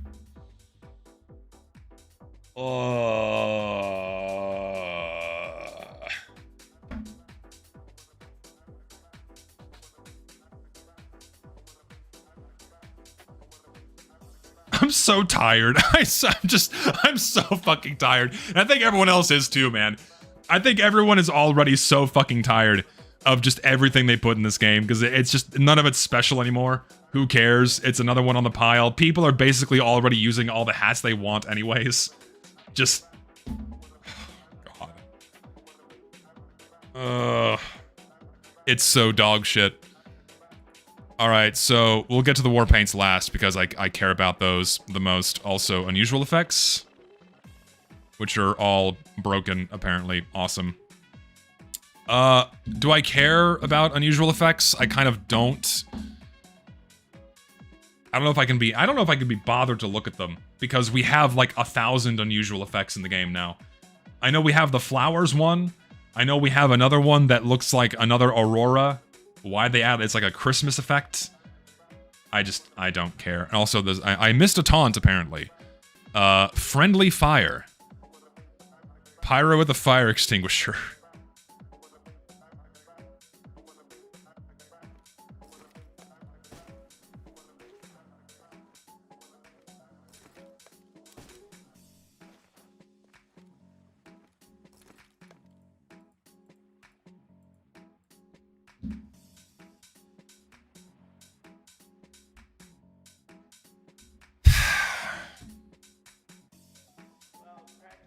I don't know, man.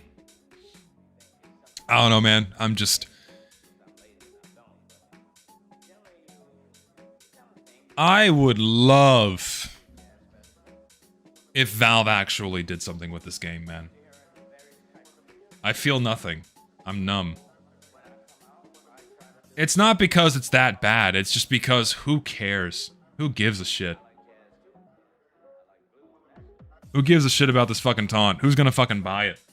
Seriously, who the fuck buys the new taunts?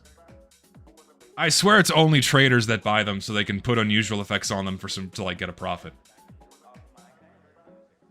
It's like I hate that my standard is at least it's not like a child's toy, like a pogo stick or a scooter or a miniature ambulance being driven around, right? Like now that we're getting tame cosmetics again, everyone's kind of realizing, oh shit, this isn't what the game needs right now. Wouldn't it be great if they actually addressed gameplay problems and made the game not so AIDS to play? Wouldn't that be like fantastic and great? Wouldn't that be wonderful? I'd seen the video DeWild made on his alt channel about Eric Smith. I have not seen that. Sounds interesting. I will say, if that MVM update comes out and they do nothing with the matchmaking system, God help this game. Like, we're already in a terrible spot. I know from the outside looking in for many of y'all, it doesn't look like the game's in a bad spot, but it's not good. No meaningful updates. Nothing addressing the game's biggest problems right now. It's not good. Players aren't sticking around. The game is miserable to play. Most of the time, many posts I see on Reddit in recent months are all complaining about how every match in the game is a fucking steamroll. Gee, I wonder why that is. It couldn't be the matchmaking system, no. It couldn't be the fact that it's broken fundamentally and sets up basically every game to be a stomp. Right? That's what I see mostly now. And also just no one talking about the update stuff in general. But let's get to the good stuff. They added quite a few decent war paints, man. They did. They added some decent war paints, and I'm quite happy about that. We'll go in reverse order from Mercenary grade up to Elite grade, starting with Beachy Boy. Honestly, I'm a fan of this one. I am. I like the way it looks. I like the colors. It's like we don't have many white war paints. We don't have many white war paints in the game, and I really like this one. This one's the cheapest. This one is the one that people care about the least. But I like it. It's got really nice neutral colors. The team colors are very tame. The pattern also very tame. Subtle, summery. It's not bad at all. I like this quite... I genuinely like this a lot. The blue colors, too, are fucking great. If I could give one critique, I would have liked to have seen the same washed out gray wood on both variants. I think the wood on the red variant is a little bit too saturated, a little bit too rich, but this is quite good. I like this. Probably my favorite mercenary grade in the collection. I do like it a lot. No. This isn't nasty white. It's off-white. This is the kind of off-white you want to see in the game. Looks quite nice. I like it a lot. I'm going to unbox this in a strange, unusual minimal wear with a cool effect. Dude, that's some money. Don't open cases, by the way. You will not get lucky like that guy did. Price went up thanks to that. Dude, you can get a strange factory new one of these for $5. Which is insane. Thankfully, my standards for war paints have dropped. No, not really. I think this is okay. Like, if we're going to get a clean pattern war paint like this, this is tasteful. I can appreciate this. And also, yeah, it has a 60s style wallpaper theme you'd see in a beach house. It has an era-appropriate theming with its pattern, which I'm okay with. Next up, we have Ocean Mapped. Scroll. Ocean Mapped is bad. Oh, it's so bad. It's so saturated. My God. I like the pattern because it's meant to be a topo map of the ocean floor, which I think is pretty cool. I like the silver detailing, but the red and the blue are so saturated. Good Lord. If you had toned this down just a little bit, it would be a lot better. And also, yeah, it rips off a skin from Counter-Strike. I don't think I have a link to that, but I do know that it was I think there's a Counter-Strike Workshop submission that is practically identical to the blue variant. So, to be fair, it's not that original of a concept. It could be a total coincidence, but I don't know. The colors are almost one-to-one on the blue variant, so I don't know, man. Yeah, if it was a little bit less saturated or a little bit darker, then I think this one would be a lot better, but it's not that good. It's really not. Sideshow is one that I see a lot of people giving praise towards. The colors are really spot on. Big fan of the colors. Sticker is fine. Higher wear has custom wear. It wears down to this kind of coppery color, which I think looks quite good. This is pretty decent for a Merc grade. Pretty clean. Coffin nail vibes. I will concede that this has some coffin nail vibes. It does look quite nice. I am a fan of this one. Good color choices. We do have a lot of striped war paints in the game already, but this one is not bad by any means. The stripes are very subtle. It's not super in your face. I'm okay with it. I'm okay with it. I say yes. Army guns. Oop, not what I meant. Army guns. Army guns. It's a toy soldier war paint. I think I looked at this one on stream before. It's almost too much. Almost too much green. I would have liked a little bit more black detailing. Would have liked a little bit more black detailing, but that's the only criticism I have towards this one. Otherwise, it's pretty much okay. The wear's nice. Wears down quite nicely. It's pretty clean. In factory new. On smaller weapon models, doesn't look that bad. It's custom wear down to like worn out green. It's pretty okay. It's pretty okay. It's not amazing. I think it's like the second weakest of the four. Beachy Boy, then Sideshow, then Army Guns, then Ocean Mapped for the Merc grades. It's not bad.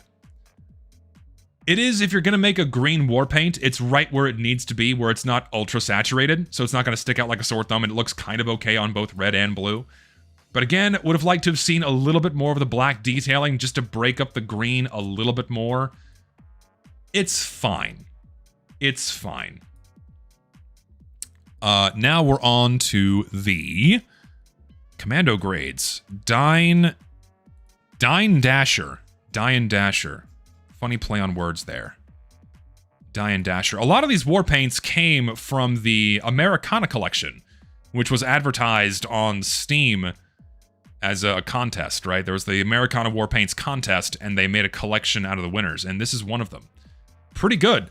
We have an orientation-locked war paint. Thank God this is orientation-locked. Checkerboard prints look way better when you have orientation locked, and it looks quite good. And yeah, it was the Painter's Workshop contest, yes, the server that I am the owner of. If you want to get into creating war paints or cosmetics in general, join the Painter's Workshop, because it's a chill place, and it's not the Emporium. It's not the fucking Emporium. But this is good. Also, decent, you know, custom wear is quite good. The silver bits look quite good. It's not bad. I do like this skin quite a bit. Try the minigun. My minigun's like the go-to. Oh yeah, this is quite nice. Oh, I like it. Big fan of this one. Like it a lot. Nice work on this one. Crack-coated, as in Kraken.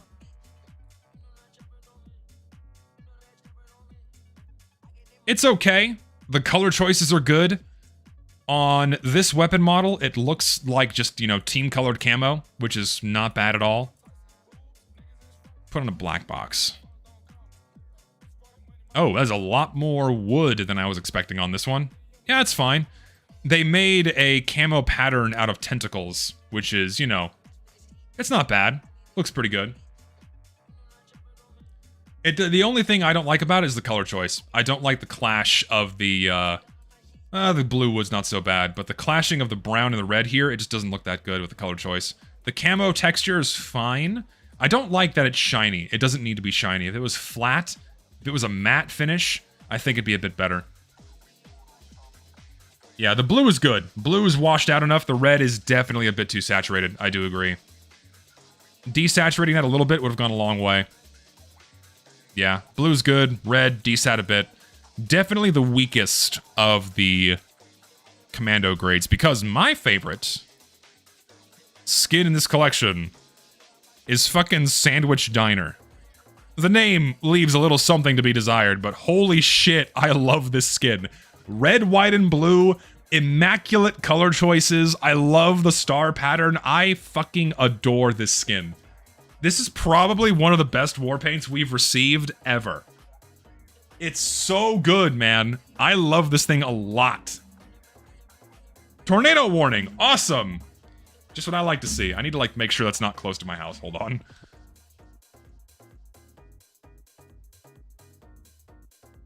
If it's close to my house, I should probably go. It's not. Okay, we're good. We're good.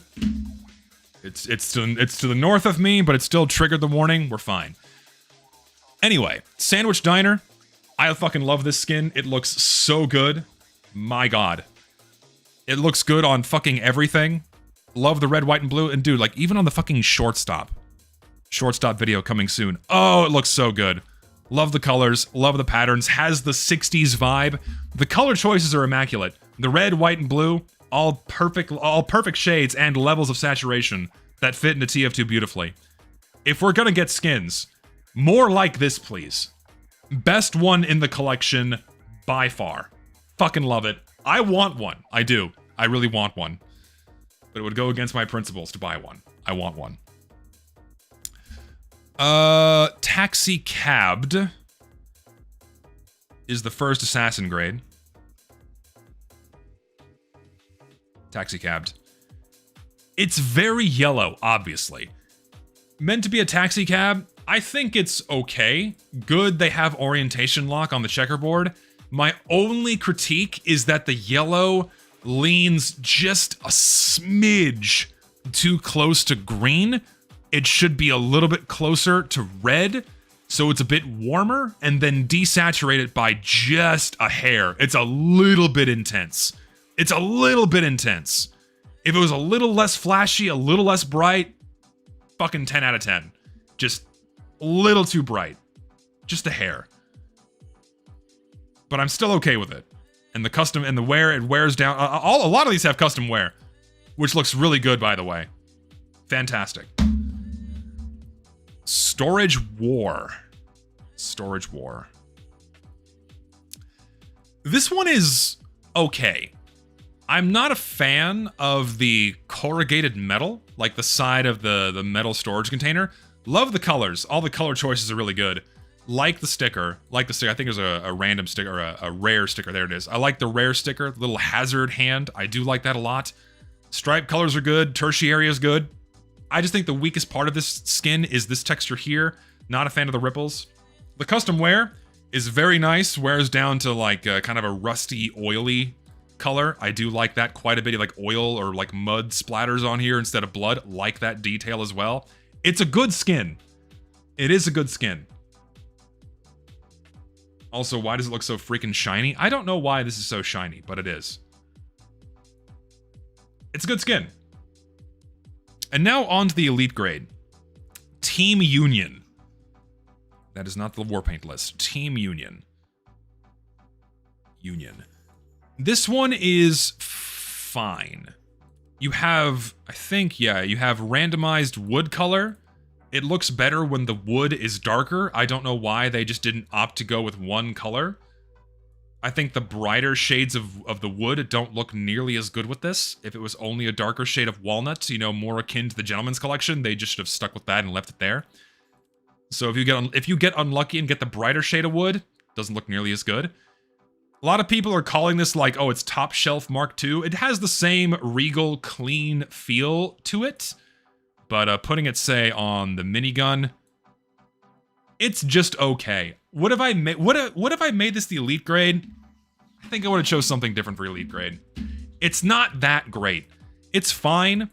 Custom wear is not terrible. Pretty good. Wears down to like the worn out wood underneath it. Not bad. It's just okay. It's just okay. I like it. It's fine. Better than a pile of neon slot for the elite grade, so I'm okay with it. Does this Warpaint case surpass Summer 2024's? Is this better than Summer 2023? It's Summer 2023 when we started getting better skins again. Let's see. Is it better?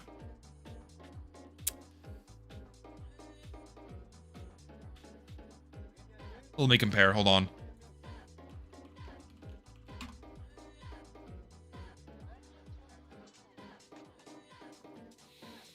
Is it better? Here's Summer 2023. Banger, banger, dog shit, mid. Banger, banger, mid, dog shit, mid, mid. As opposed to banger, banger, dog shit, banger, mid. Banger, banger, mid, mid, mid. I'd call that a draw. I'd call that a draw. I would call it a draw, if not slightly better. because it has fewer dog shit options, like this, or this. These suck. This is dog shit. So yeah, I think this one wins. I think this one wins the 2020. This one definitely beats 2023. Argentina scored shit. 1-1. Not good. Bad. Bad touch. No bueno. No. Bomb Carrier's not dog shit. These are dog shit. Pacific Peacemaker and Deadly Dragon, those are dog shit. Mid is Bomb Carrier. Bomb Carrier's mid. But yeah, I think the summer 2026 collection, yeah, I would call this a slight winner over summer 2023. As opposed to Scream Fortress 16 collection, mid, this should be shining, it's not. If it was shiny, it'd be great, but it's not, so it's mid. Dog shit, good, mid, great, dog shit, great, mid, dog shit. So yeah, this collection's not nearly as good. So yeah. Yeah, I do agree. Sandwich Diner is definitely the best skin in the case. I fucking love this. I want one for my shortstop. Because I've been running Steel Brushed up until this point. Putting Sandwich Diner on this shit. Oh, baby. I want that. Because it's red and blue. It matches the game more. I like that more. So, anyway. I gotta piss really bad. I'll be right back.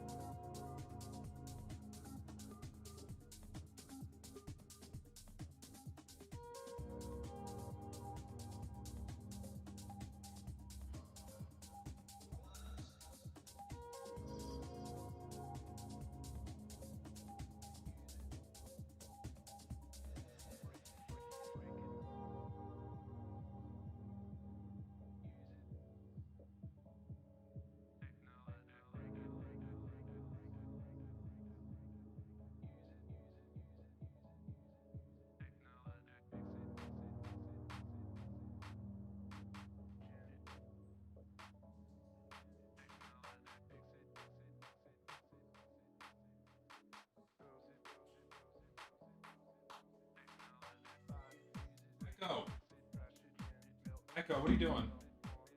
It's not dinner time. I just realized my light's not on. I gotta plug that shit in. Oh, it's not working. Oh. Now it's working. Ugh. Anywho. I don't know, man. That's the update. That's the summer update. Just a big old resounding puff of wind. Just a big resounding meh across the board. And it's not like the update was bad. At least cosmetics-wise. Most of them were pretty tolerable. A few of them were shit. Most were fine. Skins were great. Taunts, whatever. Unusual effects, whatever. It's just that it's not what the game needs right now. The game doesn't need more stuff for us to buy. The game needs more serious attention towards the bigger problems that hurt the gameplay experience. The matchmaking system making playing the game a chore. The initial player experience being terrible, so player retention is awful. You know, balance changes would be nice to have too, because Valve left a ton of weapons in mediocre or broken or bugged states. And Valve touching those would be fantastic. That would breathe a lot of new life into the game. But Valve just does nothing. And they continue to do nothing. And there's no reason why they are there's no reason for it. There's no good excuse. None.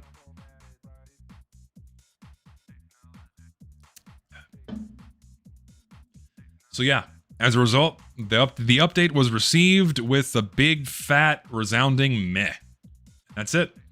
The VTuber is wearing the England shirt. Fuck, what? What? Is that good or bad? It sounds like a bad thing. I don't watch VTubers, so I don't know what this means.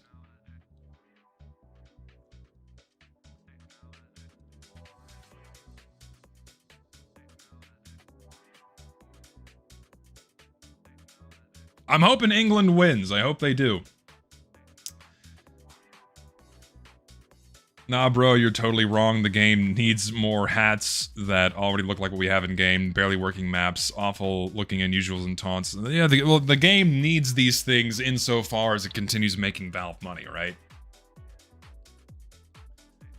Also, yeah, I've heard nothing good about the maps, really. I've heard either they suck or they're just mid. Like, nothing crazy.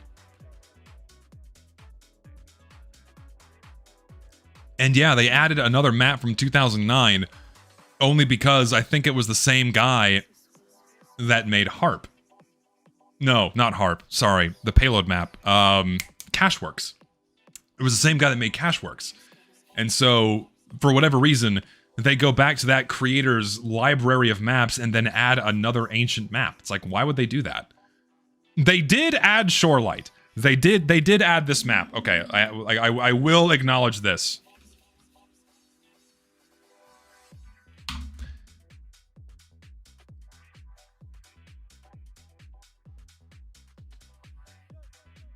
Argentina scored again. That's a fucking shame. That is a crying shame.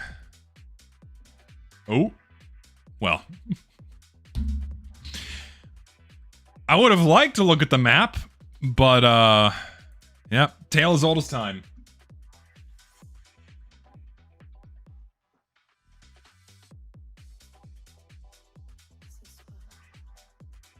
We'll try that again. I like Shorelight. I think Shorelight's a great map. I'm glad it was added. Argentina scored again. I'm gonna draw you mocking you as I throw you another 7 Argentinian cents. Well, thank you regardless. Oh, Lord. I like Shorelight. Shorelight. Don't crash my game, please. Imagine forgetting about a map you made in 2009 and one day you find like an extra $2,000 in your bank account from Valve a decade and a half. It's a lot more than $2 grand. If he's the only creator on that map, he's getting a lot more than $2,000. Depending on the popularity of the update, which in terms of unboxing is pretty good, that guy's probably getting 15K. Close to 20K, I think. 15, 20K in the opening month. So he's getting a lot of money.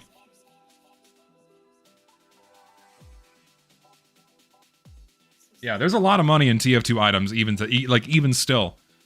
Don't think otherwise. That's why I made that video.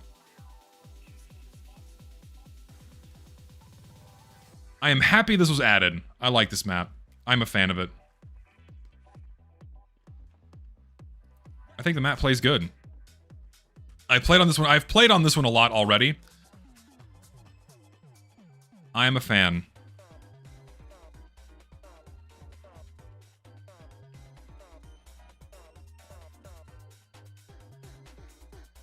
I like this too because, like, there's no insanely awful sniper sightlines, except up here. Sniper gets up there, it's a little annoying.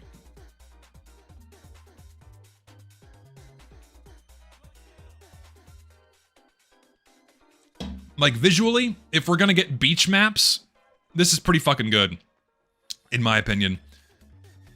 It's not, like, over-saturated dog water like Phoenix, and it's not Odyssey where it's like, okay, too far. Because, like, if you look out over here, it's like, oh, okay, this feels like I'm out in the middle of bumfuck nowhere with this pipeline. Like, what's going on here? This map hits some chords pretty well. Because if you look at the original 6 launch maps for TF2, you know, a lot of them are shoddily set up facilities, hastily set up facilities next to something that's established, right?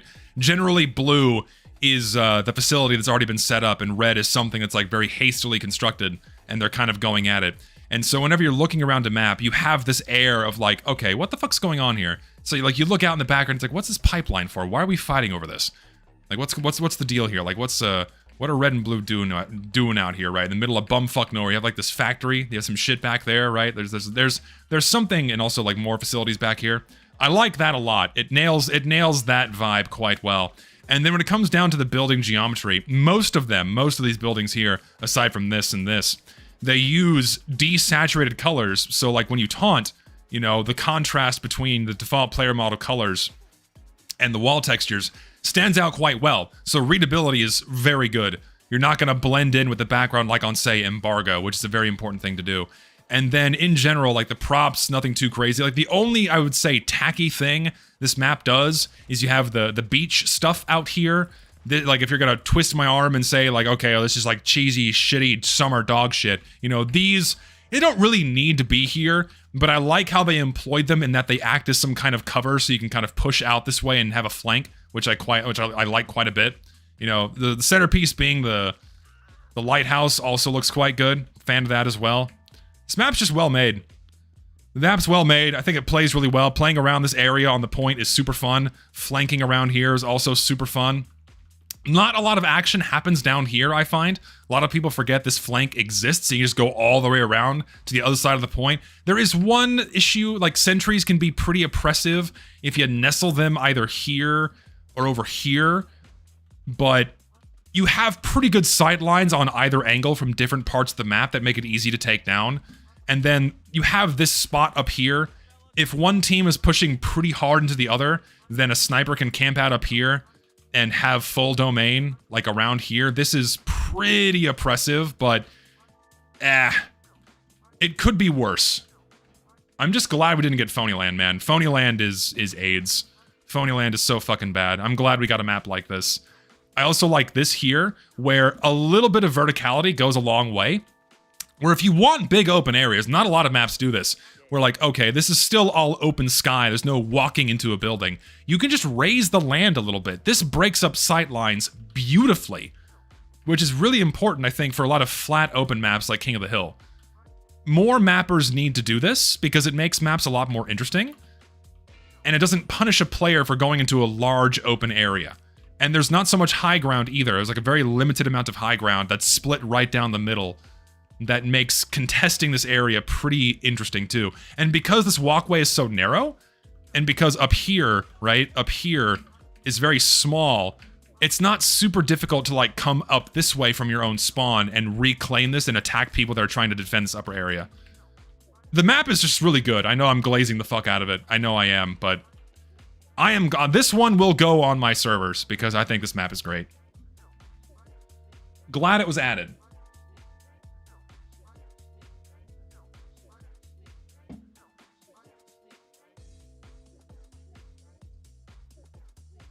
What do you mean, no, don't add it back? I'm gonna add it back. It's going in. I'm putting it in. I want to look at Redwood. What was the... Is it a payload map? What kind of map is Redwood? I want to look at this shit.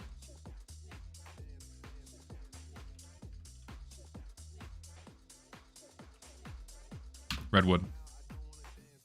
I want to look at this shit.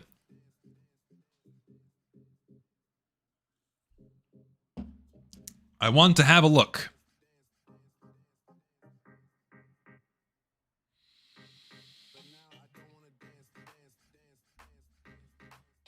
Please add Cashworks to the rotation. No, I don't like Cashworks. It's an old OG classic community server type map, but it plays like dog shit, sorry. It does.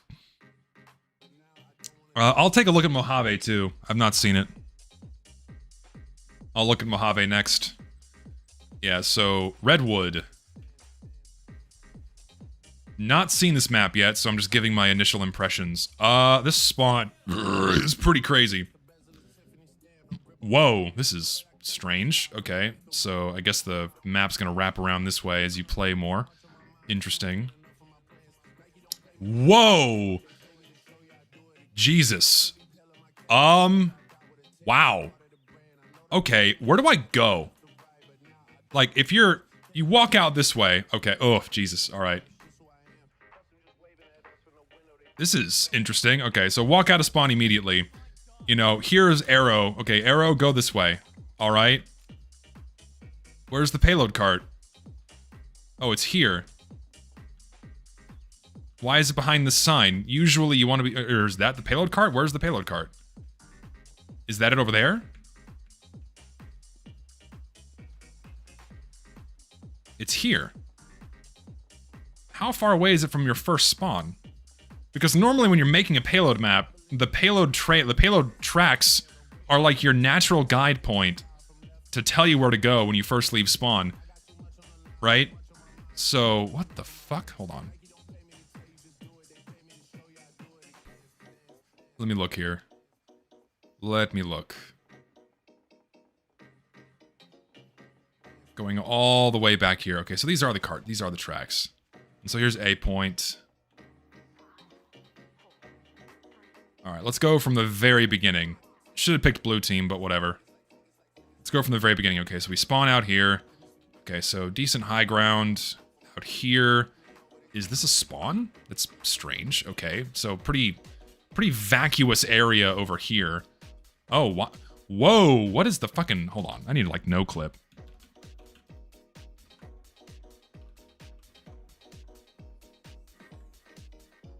Fucking... There we go. This is bizarre. Okay, so it loops around this way.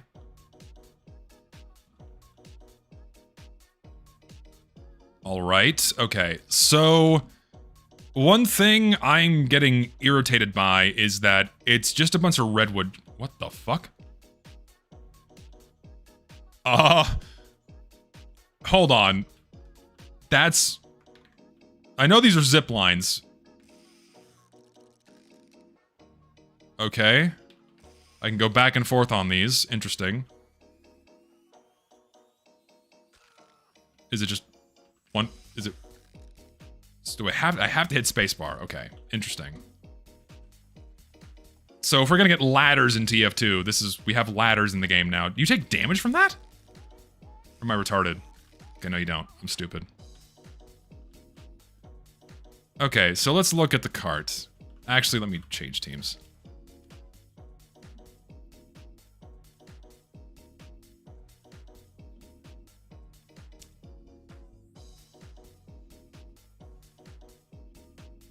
Yeah, so far, first impressions, this map is just made to look good first.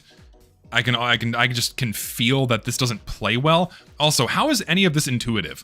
Like, how is it intuitive? Like, oh, I should go down here. Like, you have to get this close to go, oh, I can go this way. Whenever you're designing a spawn, whenever you're designing a map, it needs to feel natural going in a specific direction, okay? Like, if you're spawn looking here, it's like, okay, this way. And then I go out this door, right? But that's hard 90 degree angles do not lend well to a map that's fun to navigate. I just like that. So, okay, so we come out of spawn. Pretty large open holding area. This has got to be AIDS to fight against because they can just hide behind this wall and shoot down. Oh my god. Just camping here and shooting down. And you have all this area back here to work with. They can come back here and flank you from behind, I guess, but this high ground's insane. You just have to camp here and just shoot at people. I can't see that playing very well. All of the different pathways and shit are very confusing. Like, if you're a brand new player or someone with not a lot of experience, you don't have encyclopedic knowledge of this map, the pathways are not very evident.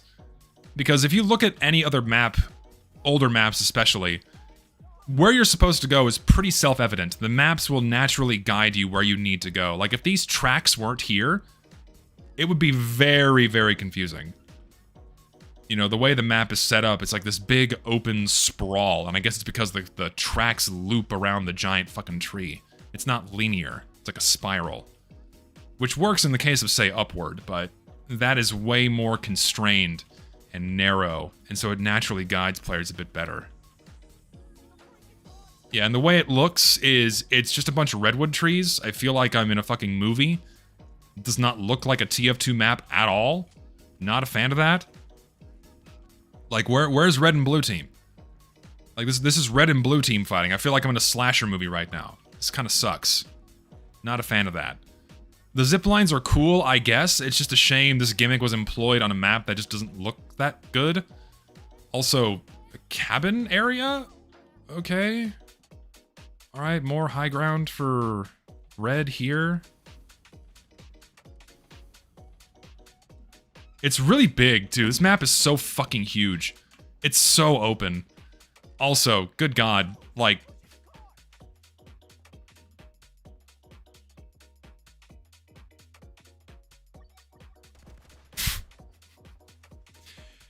Yeah, it's pretty self-explanatory about why this would be AIDS to fight. You have one competent sniper. Jesus Christ, man. And also, like, this fucks up pacing too, man. Being able to get this much forward ground this quickly, it's like, why have movement speeds when a heavy can just do this? Can an engineer carry his buildings while riding these? If so, good God. I'm not a fan of that either. Alright, let's get to the next point here.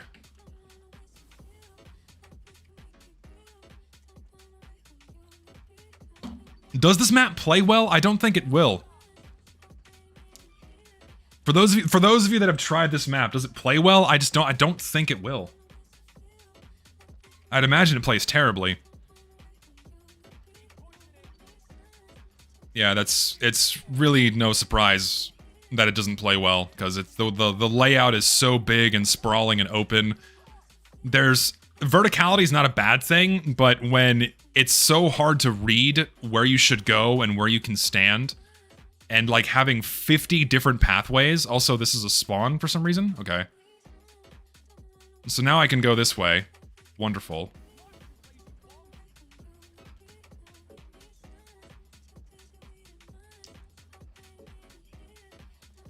Plays way better than it looks? I kind of doubt that. I might hop on casual mode later tonight just to give it a shot. I hate playing casual mode though, so I don't know. Let's see, coming in here. This area seems kind of fun to play around. TF2 tends to play better when you don't have these like, look at this. Oh my God. Just like, ugh. The spam into this choke has to be miserable. Oh my God, because red can just stand up here and just oh my God, dude. Objectively, it doesn't play well FPS-wise. It's worse, like it's poorly optimized.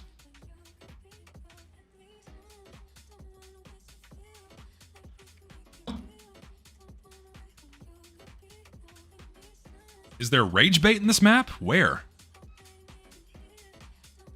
Am I supposed to be seeing rage bait or something? Near flawless coding AI is $20 a month and would let an intern fix entire TF2 in a weekend before AI slop. I've seen source engine code that's pure human slop. I mean, yeah, that just kind of alludes to that there's no excuse for Valve to be doing nothing. It was a train, guys! A fucking train! Yeah, there's no excuse for Valve to be doing nothing with this game, man.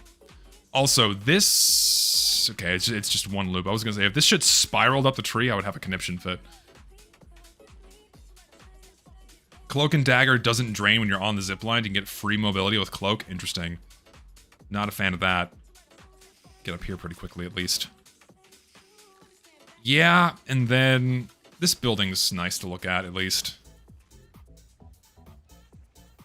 Yeah, also, it's hard to read that there's something out there. Let's see, I'm just gonna look at the rest of what we got here, and then move on to the next map. This seems like AIDS to fight. You get an engineer up here, and good luck. Spawn right there. Why? Jesus Christ. What else we got? This map is so fucking big. Why is it so big? Oh my God, it takes forever to get to the next goddamn point. Like, I guess the zip lines are meant to solve that, but Jesus Christ, man. There's no need for it to be this big. Like, this too. This is AIDS. This is AIDS poop. Holy fuck. Why? It's so open. Ugh. And this is the last point. You dump it into the radio tower. Cool, I guess. Like, it's just, it's like a fucking jungle gym. It's a massive, open fucking jungle gym. I can't see this map playing well at all.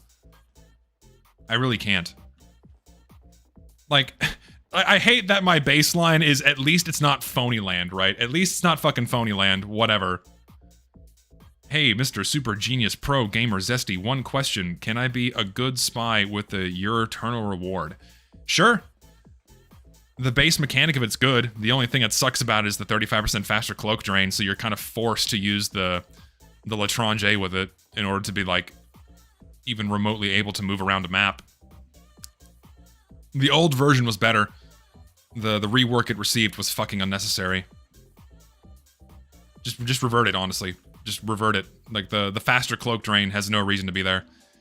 Yeah, can't see this map playing well at all. I'll try it later tonight. Not really crazy about it. Alright, was it Mojave? Or is it King of the Hill? CP Mojave. Let's have a look at Mojave. The person that made Odyssey and Phoenix made this, shocker. Looks exactly like those two. It doesn't look like a TF2 map. It looks like a map that's from a different game.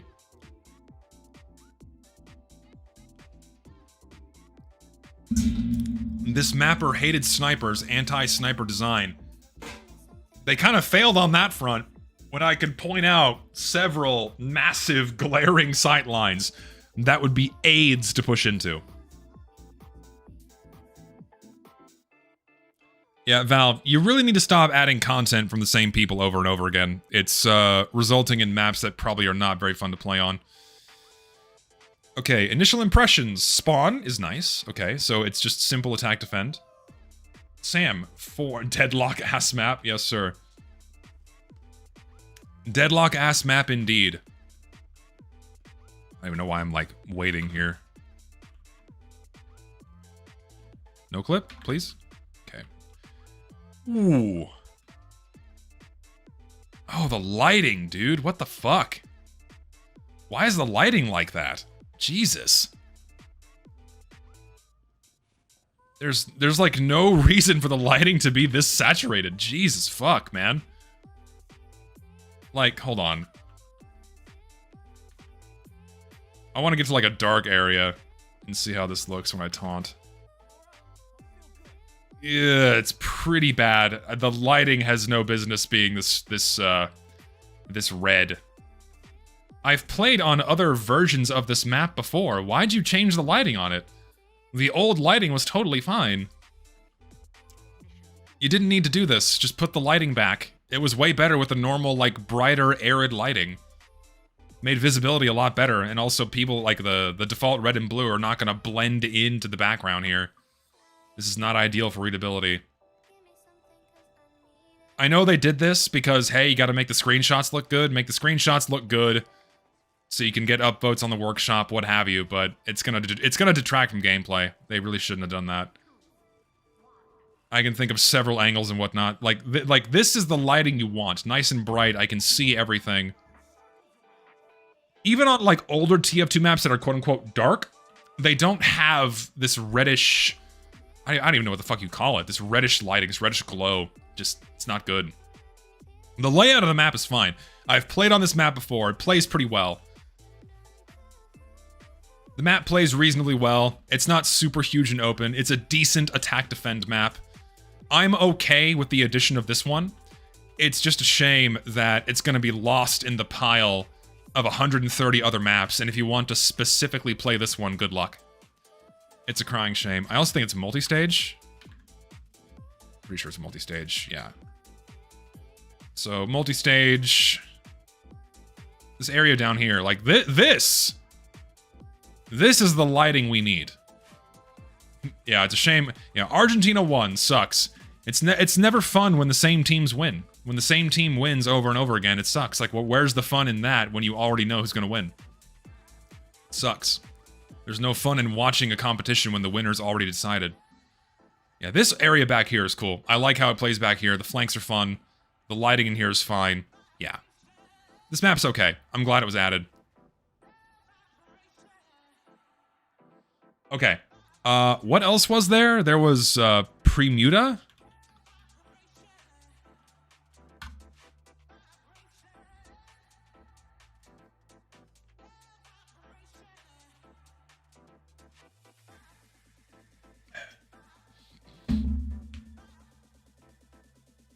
This map is atrociously bad. Let's have a look. We want to see Phonyland. Well, thankfully it's not in-game. I'm not gonna look at it. If it's not in-game, I don't care. Because I care about the vanilla game. Alright, let's see what this is about.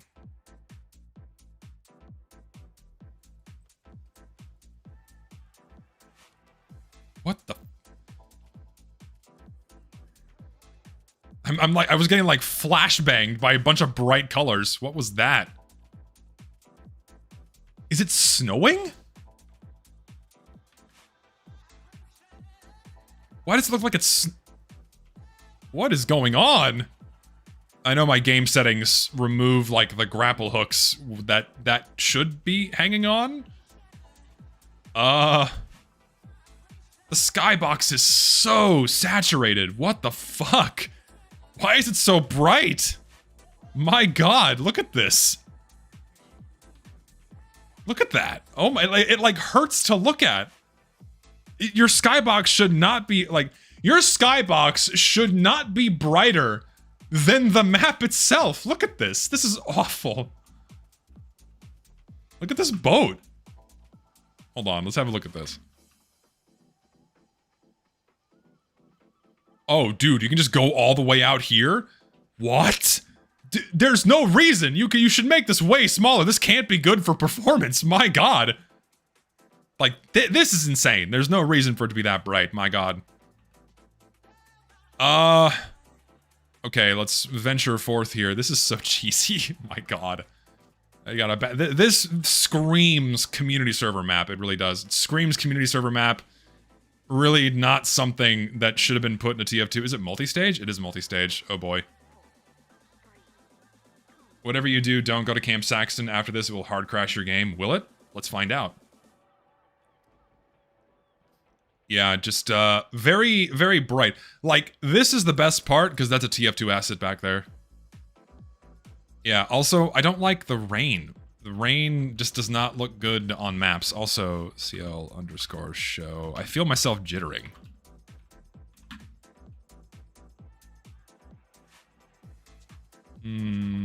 Let's see. It felt like I was getting frame drops out here.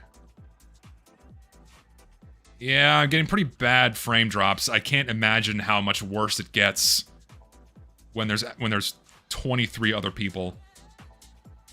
It's not dipping into the yellow, but I'm seeing myself drop from triple to double digits with frame drops looking in certain directions. I can't imagine that this map has good performance either.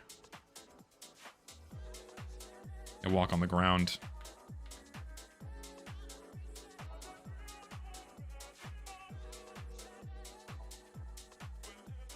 I can just stand here for some reason? Okay.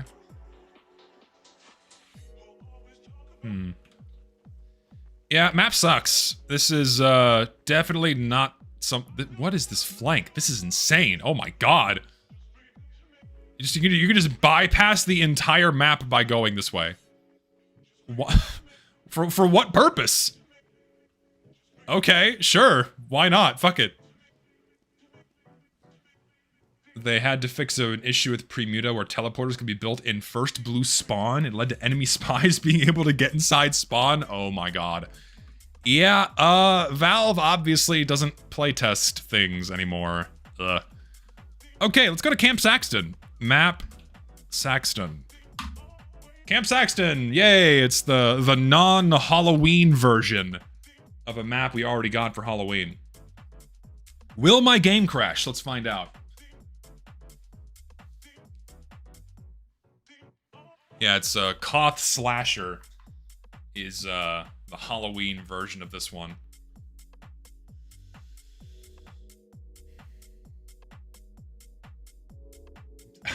that's I need to like print out that message and frame it. You're like, it's Saxton Hale, it's the Yeti Punch guy.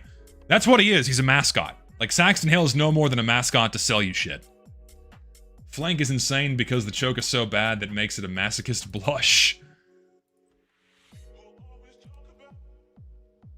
Yeah, so knowing the layout of this, it's not gonna play terribly.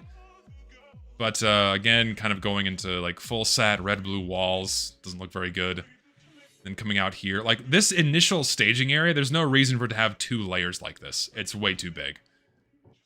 As for like normal play, there's no reason for it to take this long to get to the action. This is a massive King of the Hill map. Then you get out here. Here's the area, like the area out here, no one plays on. Check the M's, no regrets, I'll check it in a second. England lost, it's fucking over, Maduro. Buddy, we need your power again.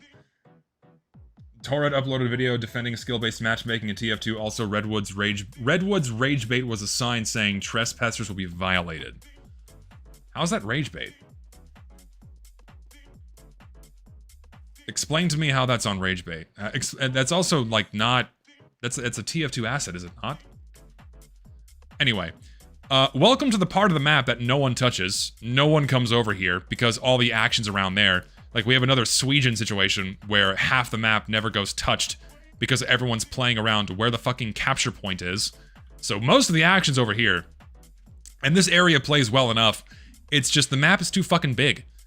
It was made to be, you know, a fucking summer camp. And not like a playable location. Like, this was made for Source Filmmaker shorts. That's what this feels like. This was made for Source Filmmaker shorts. It was not made for gameplay.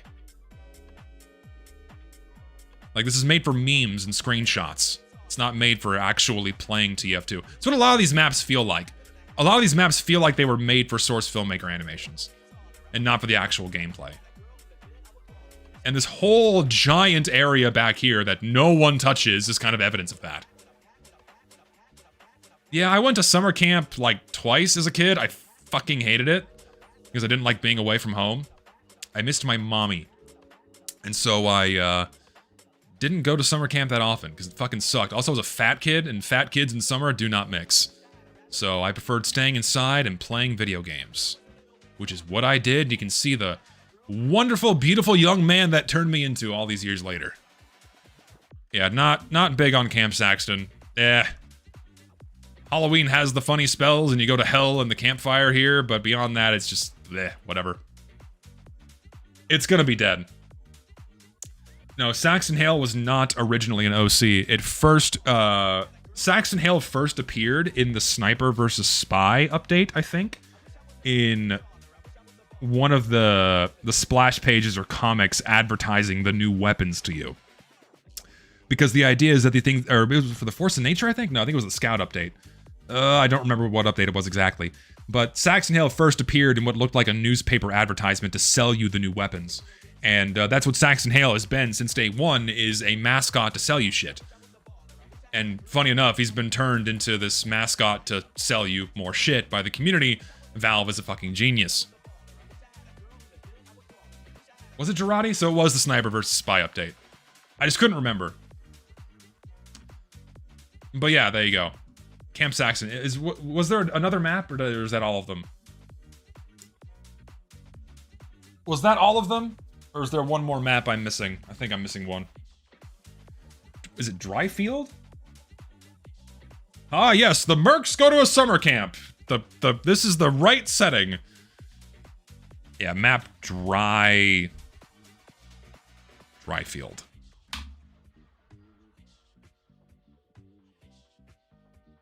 Yeah, the Mercs go to summer camp. The Mercs go to Seattle for Starbucks. Can I play them in casual after this? No, I don't like playing TF2 on stream. In fact, I can't play TF2 on stream. Either my server gets DDoSed or I get chased by cheaters in casual mode, so I don't play TF2 on stream.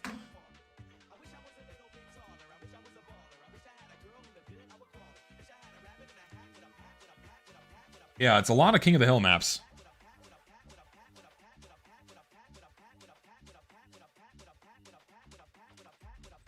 Alright, let's see what this is about. Dryfield. Hazy.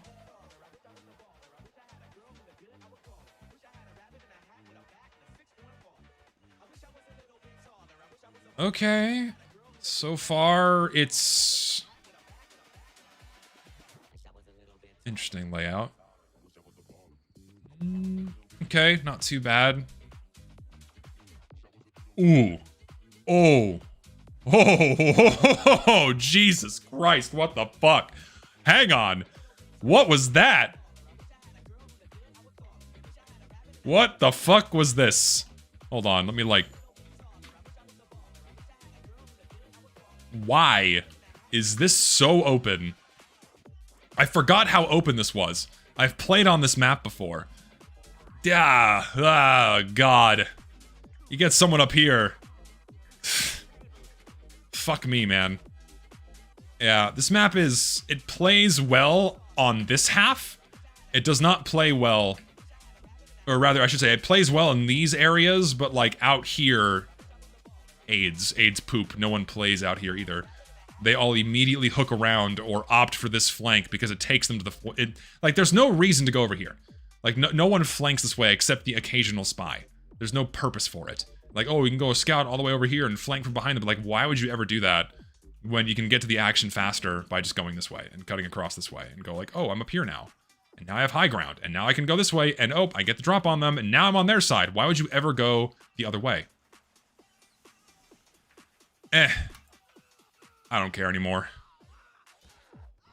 That's the update. At least this map is brighter, so I can see what I'm looking at. I'm okay with this. I don't understand why they keep making Koth maps so massive. The maps got bigger over the years because of the gameplay not lending itself to smaller, chokier maps. By nature of how many unlocks they've added that make playing around small choke points fucking AIDS. You know, so maps as a result have become bigger to compensate for that. So, yeah, whatever.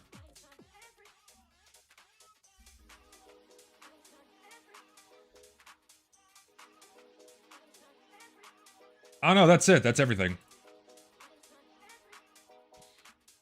Hardware is also better. That's not the reason though. The reason why maps are getting bigger in TF2 maps got bigger in TF2 very quickly, very early on, because Valve started adding more unlocks that do not play well in smaller, chokier environments.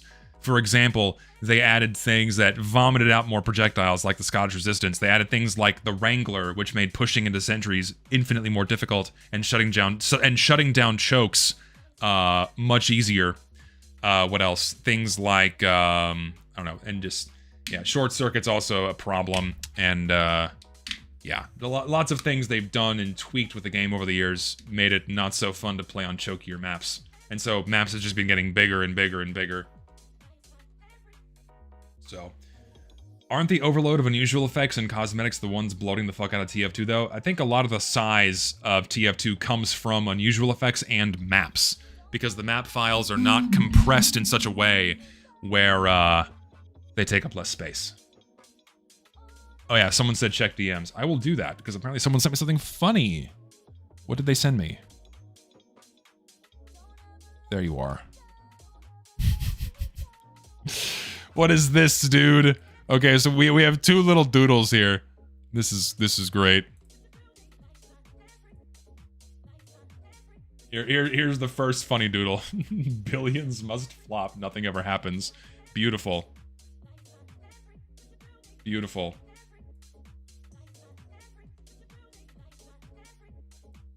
And then this one for all you Argentinian fans out there. For all your fans of Argentina winning the game today, here you go. Chuddy Bunny. Dude, that's a great Steam alias. I'm gonna change my name to Chuddy Bunny as soon as my stream's over.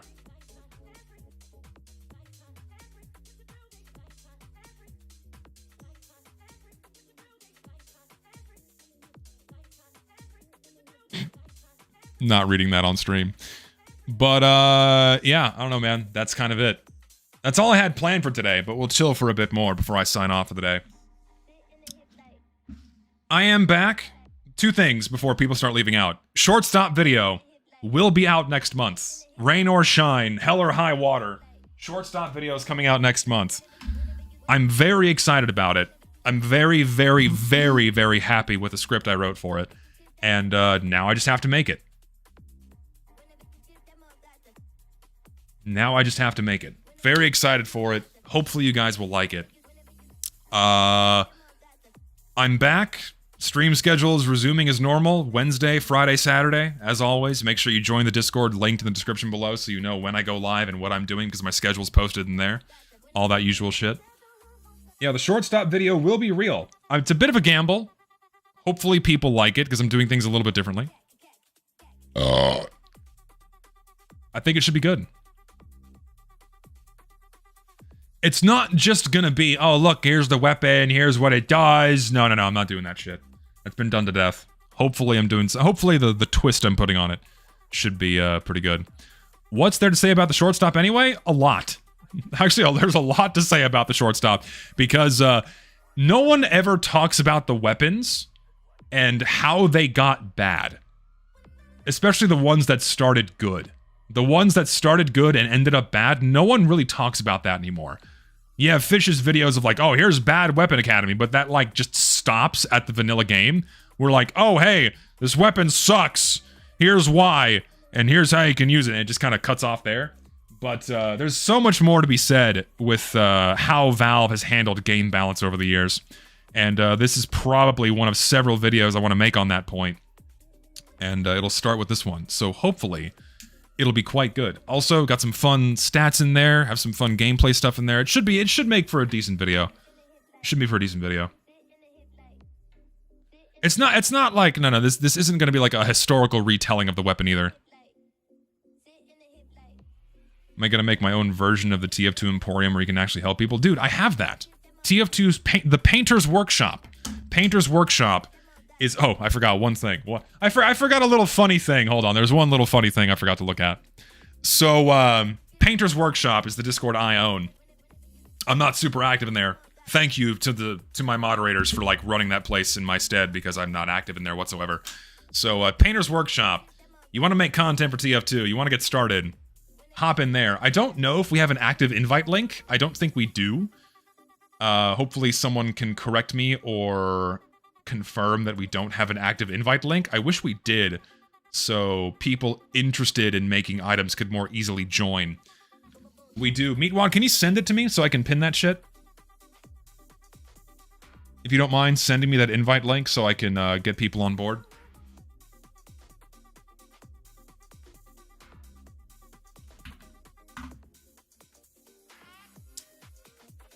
Let me pull this up.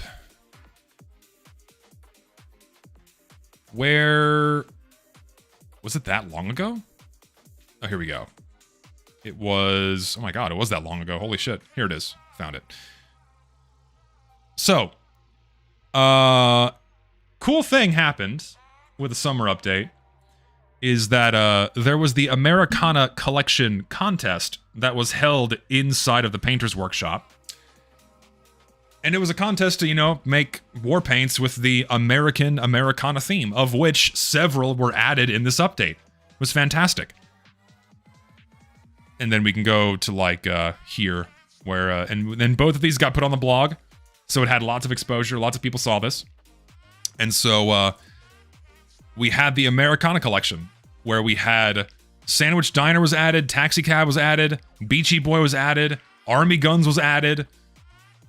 So many good skins were added from this, which is fantastic. Also Dine Dasher. So, really fucking cool that a lot of really good work got added into this game, and that other places are encouraging good creation instead of receding into niche, tight-knit groups that are very gatekeepy and don't lend themselves to open and creative freedom for anyone and everyone, because these are not public spaces, unlike Painter's Workshop. And so there was a little bit of funny cope. There's a little bit of funny cope because you may or may not remember the low profile collection, which was the Emporium-based project put forward for this year's theme, where it was like this year is going to be the spy tech theme. It's going to be the funny spy tech theme. Make spy tech themed items, and then they got absolutely nothing in this update because, as I said earlier, they were too slow. They had absolutely zero publicity until it was too late. They pushed out that collection way too late. So no, and like basically no one knew it was happening. Unlike Offshore, which ended up on the fucking blog, which didn't happen for low profile. So is it really any surprise that nothing got added? Here we go. So I'll pin the invite link. There we go. Painter's Workshop invite link is pinned. And as a result, low profile got totally overlooked. And also, I think Valve may be learning their lesson with not adding too much stuff from a very tight-knit group of people leading and controlling whatever the theme is going to be. I've explained ad nauseum why it's not a good thing, right? Actually, I'm going to piss and then explain again. I've drank too much water.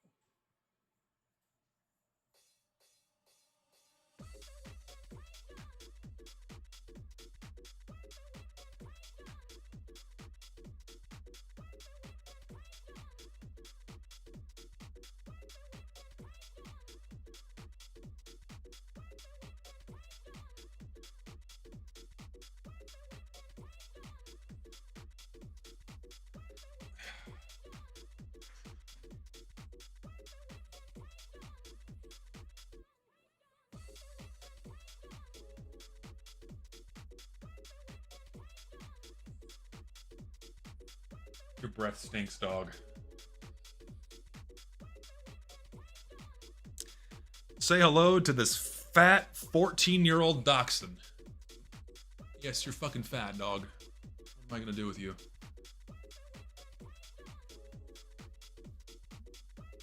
She wanted some attention, so I'm giving her some attention.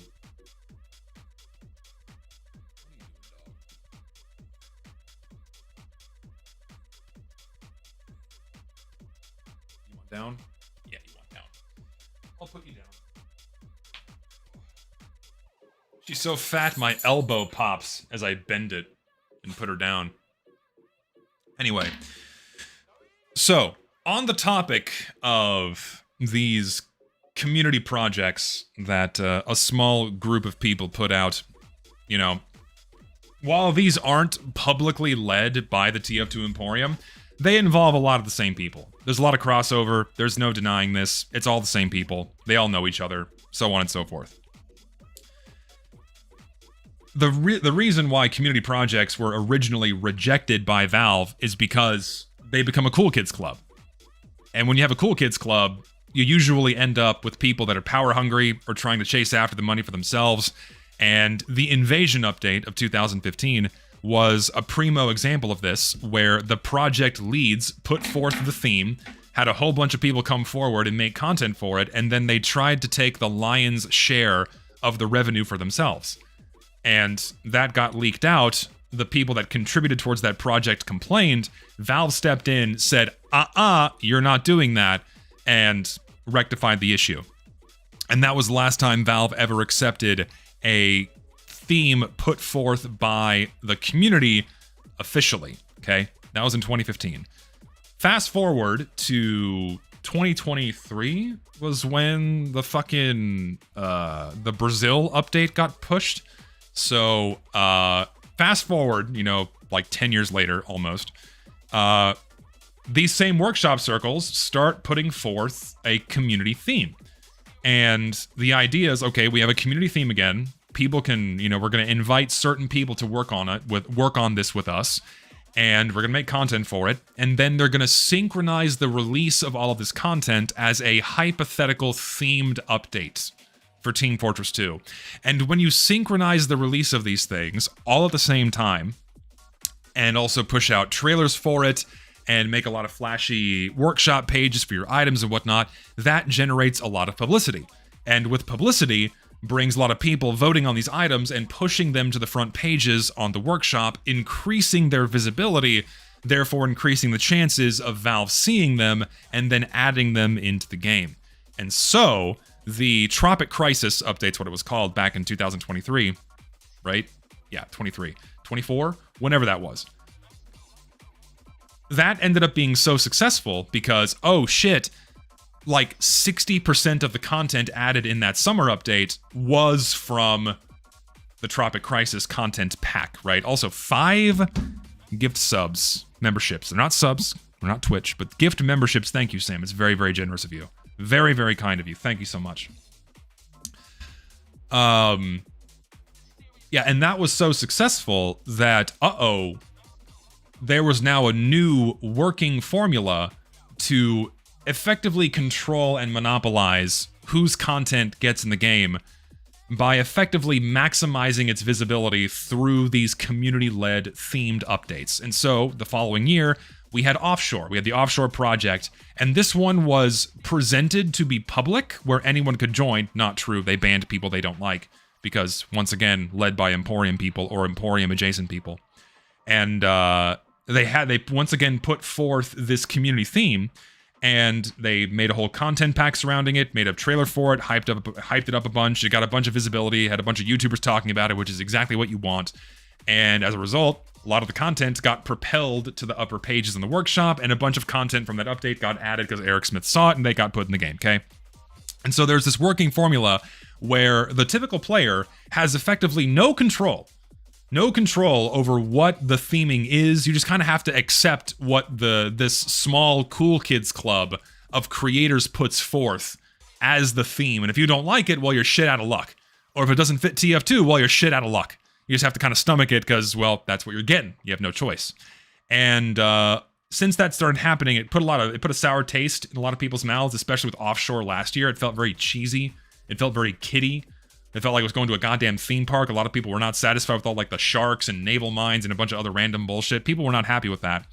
But they tried it again this year with the low profile update because, oh shit, people aren't liking theme park updates. Let's do something on paper that's more reserved, and they pushed forth the low profile collection. And this one was a Spy Tech themed update where everything has to be, you know, Spy Tech, what have you. It ended up being, yeah, low effort update. I kind of agree. Where, okay, make things that are Spy Tech. Spy Tech's a part of TF2. It's kind of a no-brainer. Fine, what have you. The problem is a lot of the content they put in this pack was pretty cheesy and very flanderized and just not, it didn't look very good. It looked like Fisher-Price made Spy Tech shit and was selling it to you in a cereal box or a Toys R Us. A lot of it was just not good and just not good content. Moreover, they were slow. They did not push out any kind of publicity in terms of advertising or getting it on the blog, right? So it had way less visibility, and as a result, nothing from that content pack was added because it just didn't have any traction. It was released too slow, and it bombed and fell flat. Okay, so even though the theme they put forth was acceptable, the content sucked and they were too slow, and it lacked the visibility, so it bombed. Okay, that's the story here. What happened with, say, the Americana collection is, okay, a different group of people put forth a theme for a contest. We had a contest with prizes. We paid people for making good submissions. The prize pool was over 500 keys. And we held the contest for people to make good war paints. And people made some fantastic war paints, okay? And because this had a lot more visibility this year, and it made really good content, is it really any surprise that multiple war paints from this contest got added? Which, honestly, that should be deserved. You should be rewarding the content that is of high quality and looks good, and by putting it in the game, right? So, Americana won this year, basically, and the low profile update bombed. Hilariously, and to no one's surprise, people inside the low profile group are seething and malding, which is quite funny. Let's read some of this. So this is talking about what we were talking about earlier, about people getting booted from Offshore for offensive item names and whatnot, even though it's kind of the same hypocrites. So, talking about item names, yada, yada, yada, These people are literal cattle, bro. All they do is complain and whine about being canceled when Zesty Jesus is literally the biggest TF tuber. I'm not, first of all. The difference between Audrey, the person who was ousted as the scammer, and also dropping hard slurs, and also, getting banned for scamming and shit. Not only is Audrey a teenager, but these are grown-ass dudes that still don't change their behavior. So, despite this person being a banned scammer and saying far worse things than any other person ever has that you've banned from your groups, they get off scot-free, and yet we're the bad ones? We're the demons here? Notice how they conveniently avoid that they're a scammer. But so now that they're older, they've renounced their ways, right? The hypocrisy is hilarious. The hypocrisy is fucking hilarious. So on and so forth. Also, why can't I go to the next image? Here we go. You say any lick of criticism towards them, even if it's good faith. What good faith? We've received no good faith criticism from any of these people. And they cry wolf. Here, there's this Raz drama in the pic. Oh, that's right, he's a massive dipshit moron that doesn't fill their dumbass narrative. So what happened here is that there was someone working on a map as part of the offshore update, and he got chased out, and his map was removed from the update because they did not like him. For no good reason. And they specifically targeted this person, and multiple Emporium members coordinated mass downvoting that map. It was fucking evil. Fucking evil, fucking insane, something else I have to lace into my Emporium video. I'm so sick of these bullies, hilarious. I'm not even an Emporium person and I get lumped into this shit because Zesty is a crybaby manchild who should get the shit slapped out of him. Watch someone screenshot this and say, oh my god, so much violence. It is always funny that these types of people immediately resort to violence. Like in their mind, that's the solution, is... this person needs to receive some kind of physical harm. That's like the first thing that comes into their mind, right? They call us the bullies here when, oh no, this guy needs to have the shit beat out of him. I find that quite funny. All these fat, dumbass lards do is complain, and not even in good faith. So calling you out on your hypocrisy and calling you guys out on your bullshit is now no longer arguing in good faith? Calling out the corruption and the monopolization of item creation and acceptance by groups like the Emporium and the people that run these projects is somehow no longer arguing in good faith. Notice how they don't refute any of this and instead resort to ad hominem and saying that people need to have the shit slapped out of them. They don't actually address what we're talking about here. They just deflect and then bitch and moan. I find this shit hilarious. Nobody wants to work with them in the greater creator space because they are a one-trick pony hack who sucks ass. They're Emporium, but more racist. Well, I mean, we're not the ones dropping the hard R like your friends are. I'm just saying, it's just like, whew, that was some... that was some spicy messages there. Jesus Christ, man. No one's dropping hard R's in my circles, but y'all's, man, that was... whew. Yeah, you guys have some answering to do. My God, well, we're the racist ones. And instead of trying to come up with solutions for the game, they bitch and moan for 3 hours on YouTube. Here's the thing. We do. We have our own creator spaces, we host our own contests, and we bring up the good content so it gets accepted and acknowledged. That's our solution in this case. And creating a space where anyone can come in and create content if they so choose, if that's what they're willing to do. If they're coming in, they want to make good work, we encourage that. If they're just coming in to argue and bitch and rage bait, no, they're gone. Alright? Irony so potent it would kill a pregnant man, so true. So much projection in these posts, you could watch a movie on it. These guys have spent so much time in their HUD box that the outside world is alien. That's so true. Anytime these guys get any amount of pushback, I don't even bother censoring names anymore. That's because fuck it, right? These guys receive so little pushback, and in the entire history of the game, they received none. And now that we call them out, this is their reaction. I fucking hate the Emporium. They were not helpful at all. Tried to get and see how to make TF2 textures on models, and they were a bit condescending and said, we can't baby you all the time type. No, yeah.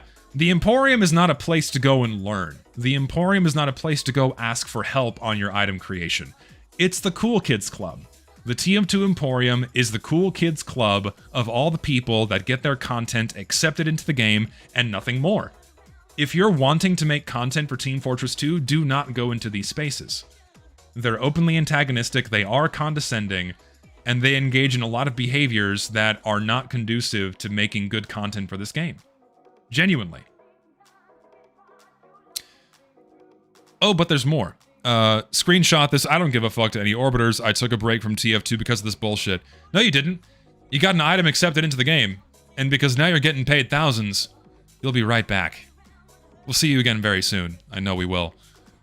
There's no winning. Both Offshore and this project were Emporium projects. They were, because a lot of the same people that are involved in the Emporium, you guys all know each other. Just because it wasn't happening inside of the fucking TF2 Emporium Discord doesn't mean that the same people were not involved. Come on. Though slightly off topic, I love how Offshore won again with 2 summers in a row, because they added more Offshore junk. Like, a decent significant amount of submissions from that update got accepted again, yada yada yada. Oh, there's more. There's so much more. This dude does nothing, and these ghouls continually involve him in drama, like he's oblivious to, like he doesn't even know. This is talking to the person who's managing the Offshore update. Ultimately, Offshore bros won bigly in the end, and Audrey doesn't give a fuck about this nonsense, and I don't really either. Yeah, because they're all getting paid. None of these people give a shit because they're all walking home to the bank. They're getting paid tens of thousands of dollars for their content, so they don't give a shit. They can keep behaving the way these guys can keep behaving how they want because they get paid. Only thing that bothers me is that Blue Sky tweet that says Audrey doxed in like 2018 because the timeline doesn't even make sense. Yeah, such a malicious lie. So this is talking about these people being involved with doxers inside the Emporium. Yada yada yada, made a war paint, got it in the game. Bittersweet. Motherfucker, it's not bittersweet, you're getting paid. Relax. Made a few war paints, yada yada yada. Feels weird feeling to get a win when so many war paint homies have been fighting for scraps in years and years. Gee, wonder why. Maybe because Valve sucks. Paint got boosted. Never care about backlash we had gotten with Offshore because at the end of the day, Valve added a lot. Yeah, because you guys still get fucking paid, so what does it matter to you? What the fuck does it matter to you? You guys are gonna keep engaging in this same hilarious bullshit anyway. Also, I love this. I don't know why he's trying to go for this person specifically and pulling the same screenshot from 6 years ago when there is a monumental amount of evidence against me we could use on those same grounds. Yes, so where is it? If you have this monumental level of evidence against me that somehow is in any way worse than what I've shown your own members doing, where is it? There is nothing. Because if it was there and you guys wanted to use it, you would have already done that because you can't help yourselves. Hilarious.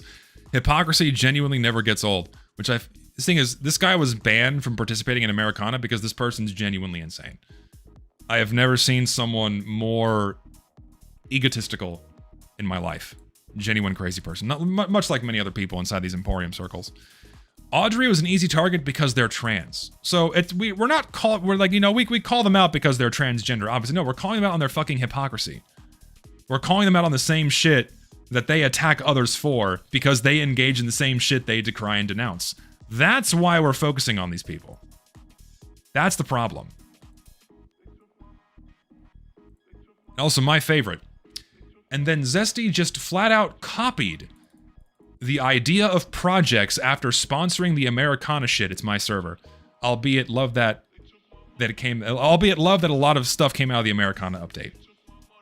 They're just saying the quiet part out loud, where they're mad that they don't have full control over these community updates anymore. This was the first time that a different group of people outside the Emporium not only had a successful contest, but a successful collection of items that was acknowledged and added by Valve.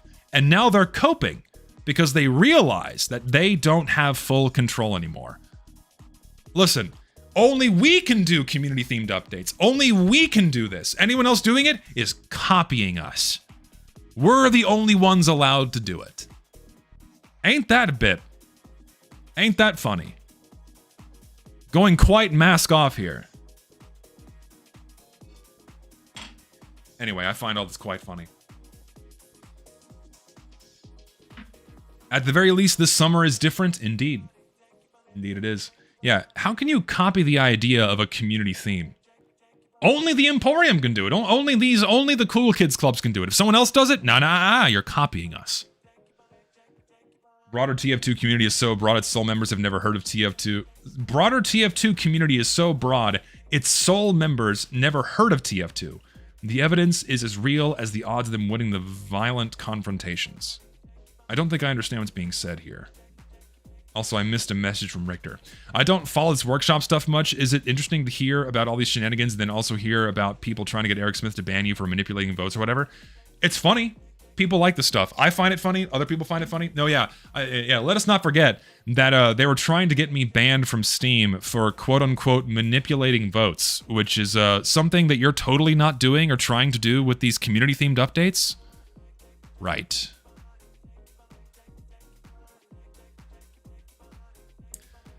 I'm sorry, but the idea of these community projects is not exclusive to the Emporium. These people are so arrogant, it's pissing me off.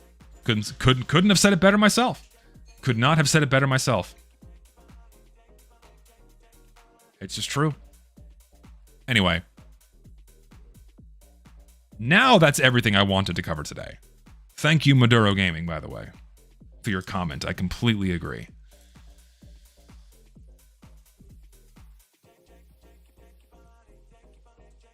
But no, these guys are going to keep getting paid because Valve always accepts the same content from mostly the same people. Just how it goes. It's unfortunate.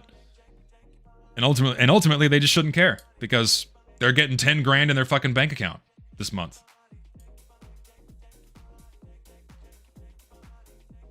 I'm sorry you got doxxed, harassed, and left homeless by this basement dweller, but we need to make more TF2 content. So true. Very funny. Emporium MO.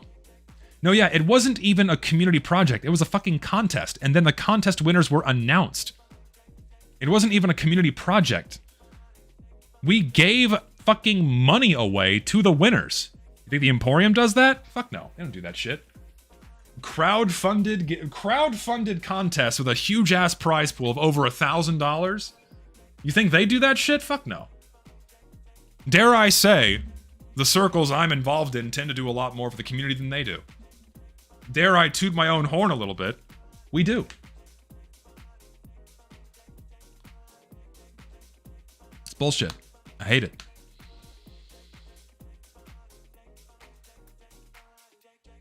And no, they're not. And here's the thing. It's never been community updates. It's Cool Kids Club updates. Because these update groups are not accessible to the wider community. They're not accessible to anyone and everyone. Not anyone in the community cannot submit stuff for these projects. Invite only, or if they just personally dislike you, you're gone. Waifu review Omi-san from Fate Grand Order. Do I know this character?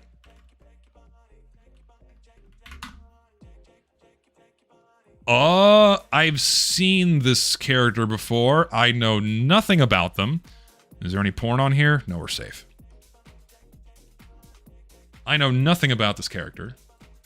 Who is this? I like the design. Is she like a snake chick? I think it's a snake chick. Oh no, pretty hot. I give that an 8. I give that an 8 out of 10. Tall lady, long hair. Snake? Sure. Wood? Indeed. It's good shit.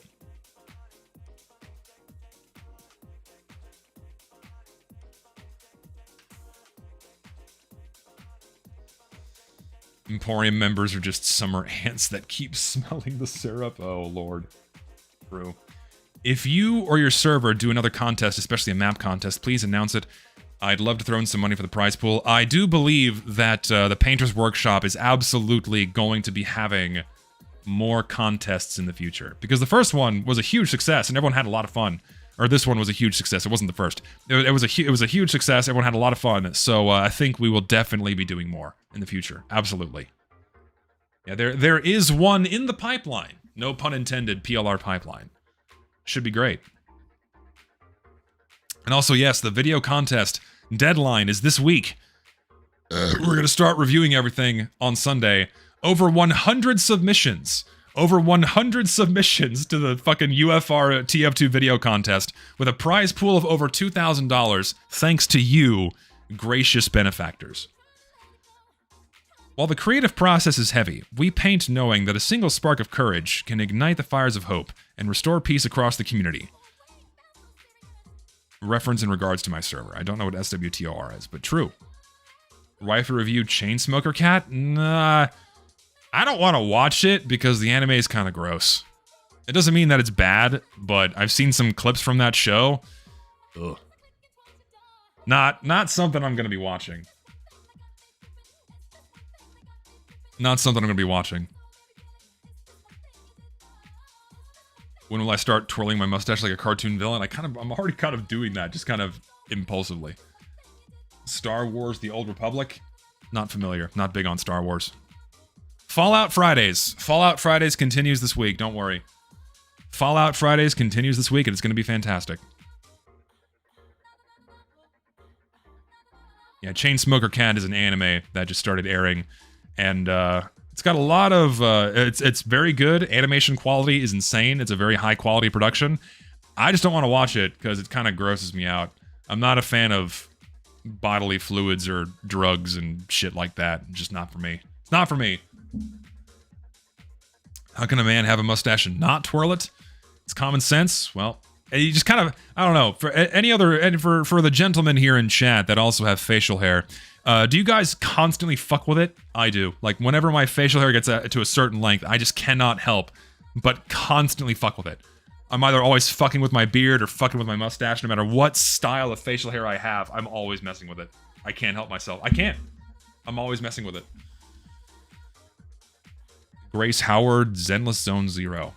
Who is this again? Grace Howard. Yeah. Banger. Banger, bang her. Not that. Ugly, real 3D. Disgusting. Everything else is fine. Beautiful character. 9 out of 10. I love it. Good choice. Big fan. Love this design. What are my thoughts on the Redwood map with all the zip lines? It's growing on me, honestly. I've not played on it, but after kind of walking around it, it doesn't look very good. I don't think the map's going to play very well, and the general consensus in chat is that the map just does not play very well.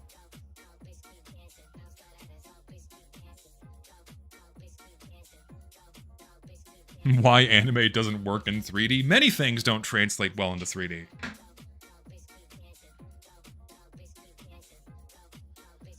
Should do a Zenless Zone Zero design tier list. I've not played the game, so I don't think I'm allowed to do that.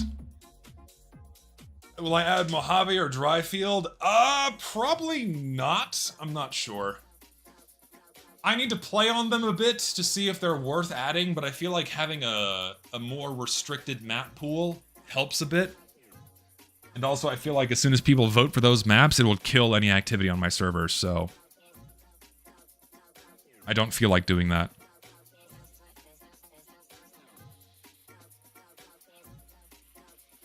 I thought it was too big at first, but the zip lines make it much more doable, even for the slowest class heavy. Once you discover the meta of the spots, it's really fun. Hope it stays, honestly. Well, I mean, it's obviously going to stay. Valve's not going to remove any of these maps from the rotation.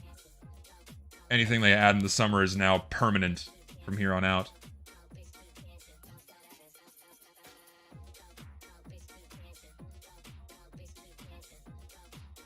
I might add Mojave, maybe. Yes, my TF2 servers. Go to zestyjesus.com/servers. All the information you need is right there. 1 North America, 1 European server. That's how we roll.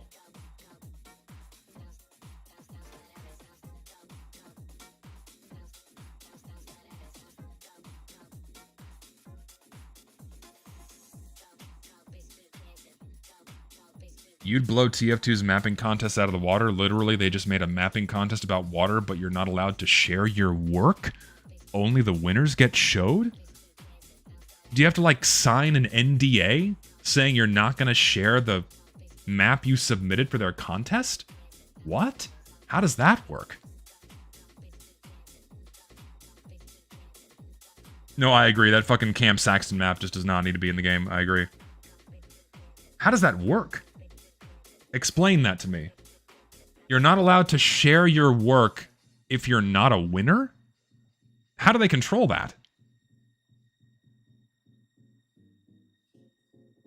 That's my curiosity. How do they even control that shit?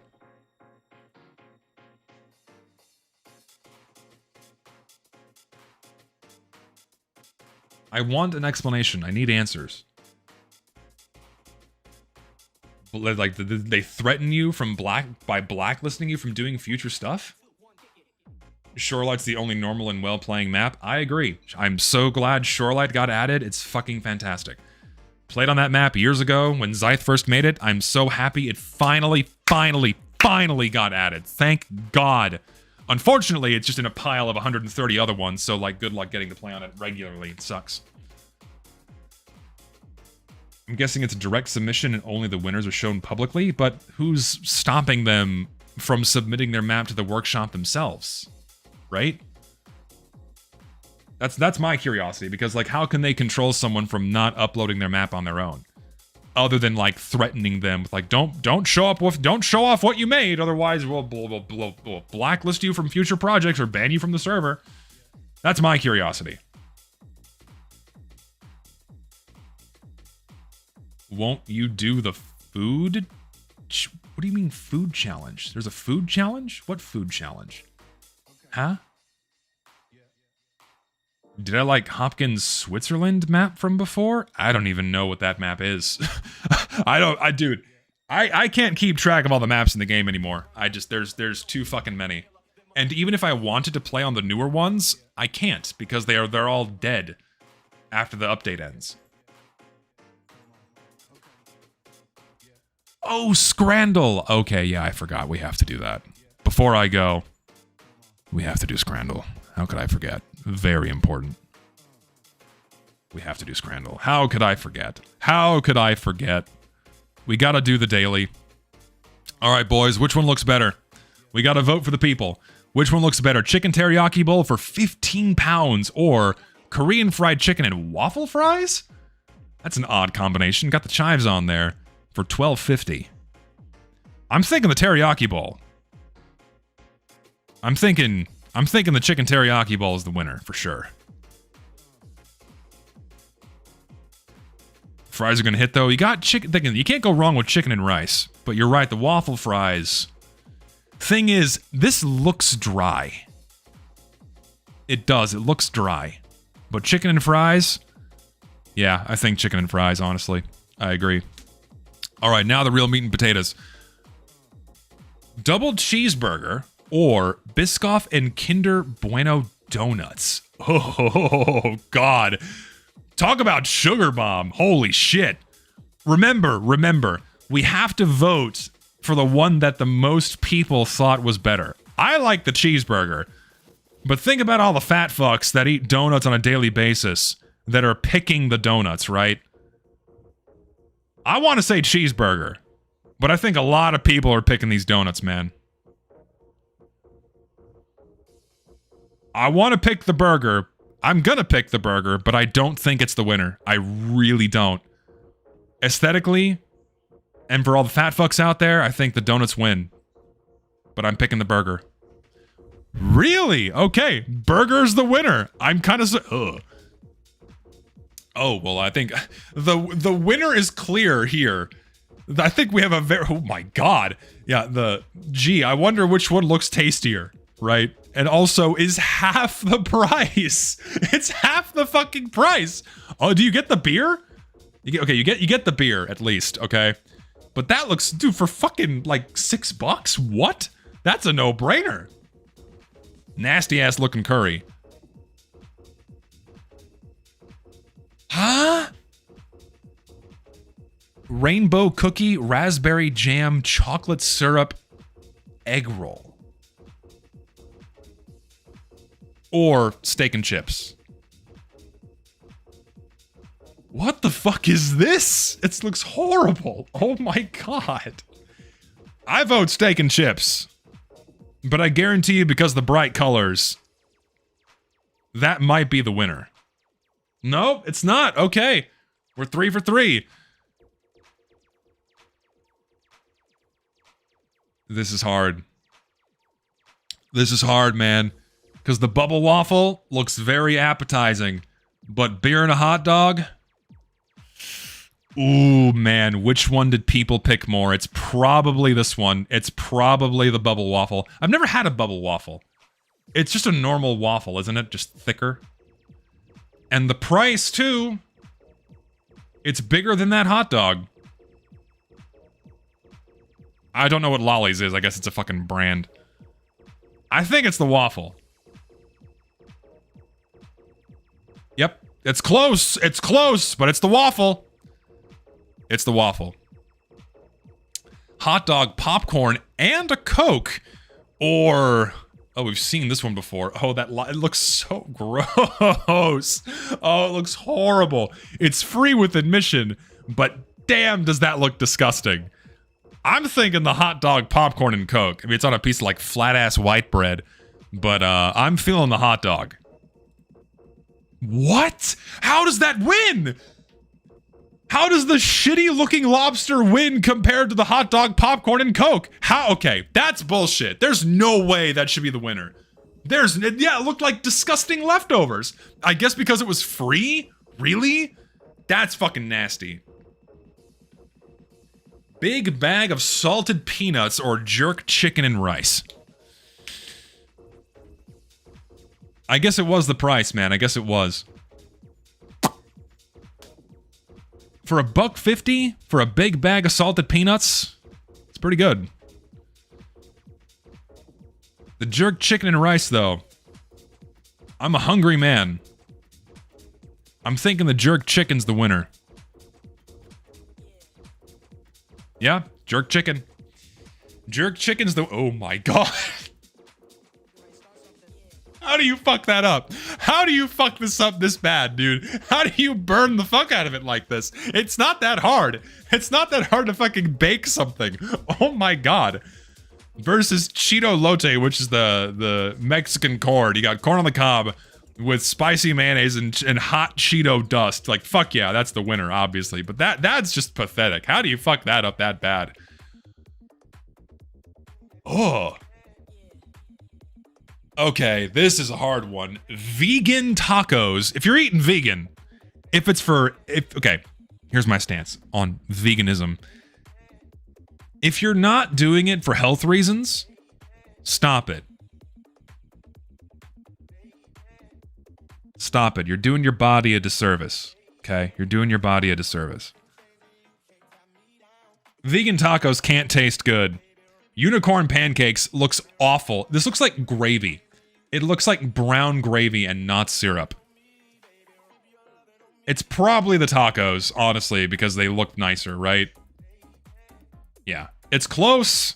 It is close. Oh, it's the fucking bratwurst, dude. Easily the bratwurst. Jerk my chicken right now. I don't swing that way, buddy. Many people wish I did. Many people wish I swung that way. I don't play for the other team. Wrong figure of speech. I don't play... Wait. What is the right way to say that? Because my team is heterosexuality. Therefore, I play for women. Playing for the other team means I'm playing with women. Playing for women, playing with women. Therefore, I'm attracted to men. I think that makes sense. Other team. Not gay, in other words. 100% left side. Big fat piece of meat going in my mouth with a beer. No contest. Easy choice. Chipotle burger or currywurst? With a liter of beer? Brother.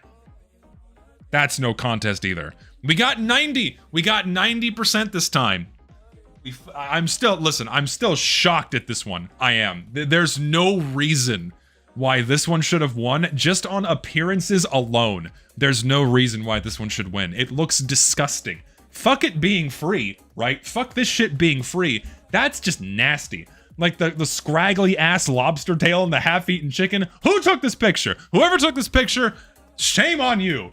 Terrible advertising. Can't go wrong with a Fenway Park popcorn, dog, and Coke. Though, for like 20 bucks, it's a lot of money. Half-eaten and having poor composition. Dude, the lobster looks nasty. Like lobster steak, a chicken tender, and like it feels like an eligible bachelor made this meal. It's a lobster tail, a steak, a single chicken tender, and like 2 pieces of lettuce for the salad. Want to try Wordle? Thing is, if I do Wordle, everyone on stream is going to say the word in chat, so I'm not going to do it. I play Wordle on my own time. Anyway. Oh yeah, someone said they explained in DMs about the fucking map contest. Who and where?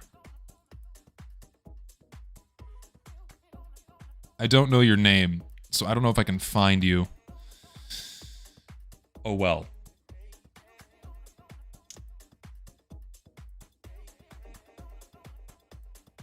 Three-and-a-half-hour stream. Summer update thoroughly reviewed. I'm gonna call it there. Thank y'all for hanging out. New video coming soon. Fallout on Friday. Don't know what I'm doing on Saturday. There's been a few videos that came out while I was away, so I might watch a couple of videos, TF2 related, on Saturday. Might play a game, who knows, we'll see. Thank you all for your lovely donations. You're all very kind and generous people. I cannot thank you enough. I'm tired now. My voice is tired. I don't know what else to say. So y'all take care, and I will see you on Friday for Fallout. Goodbye.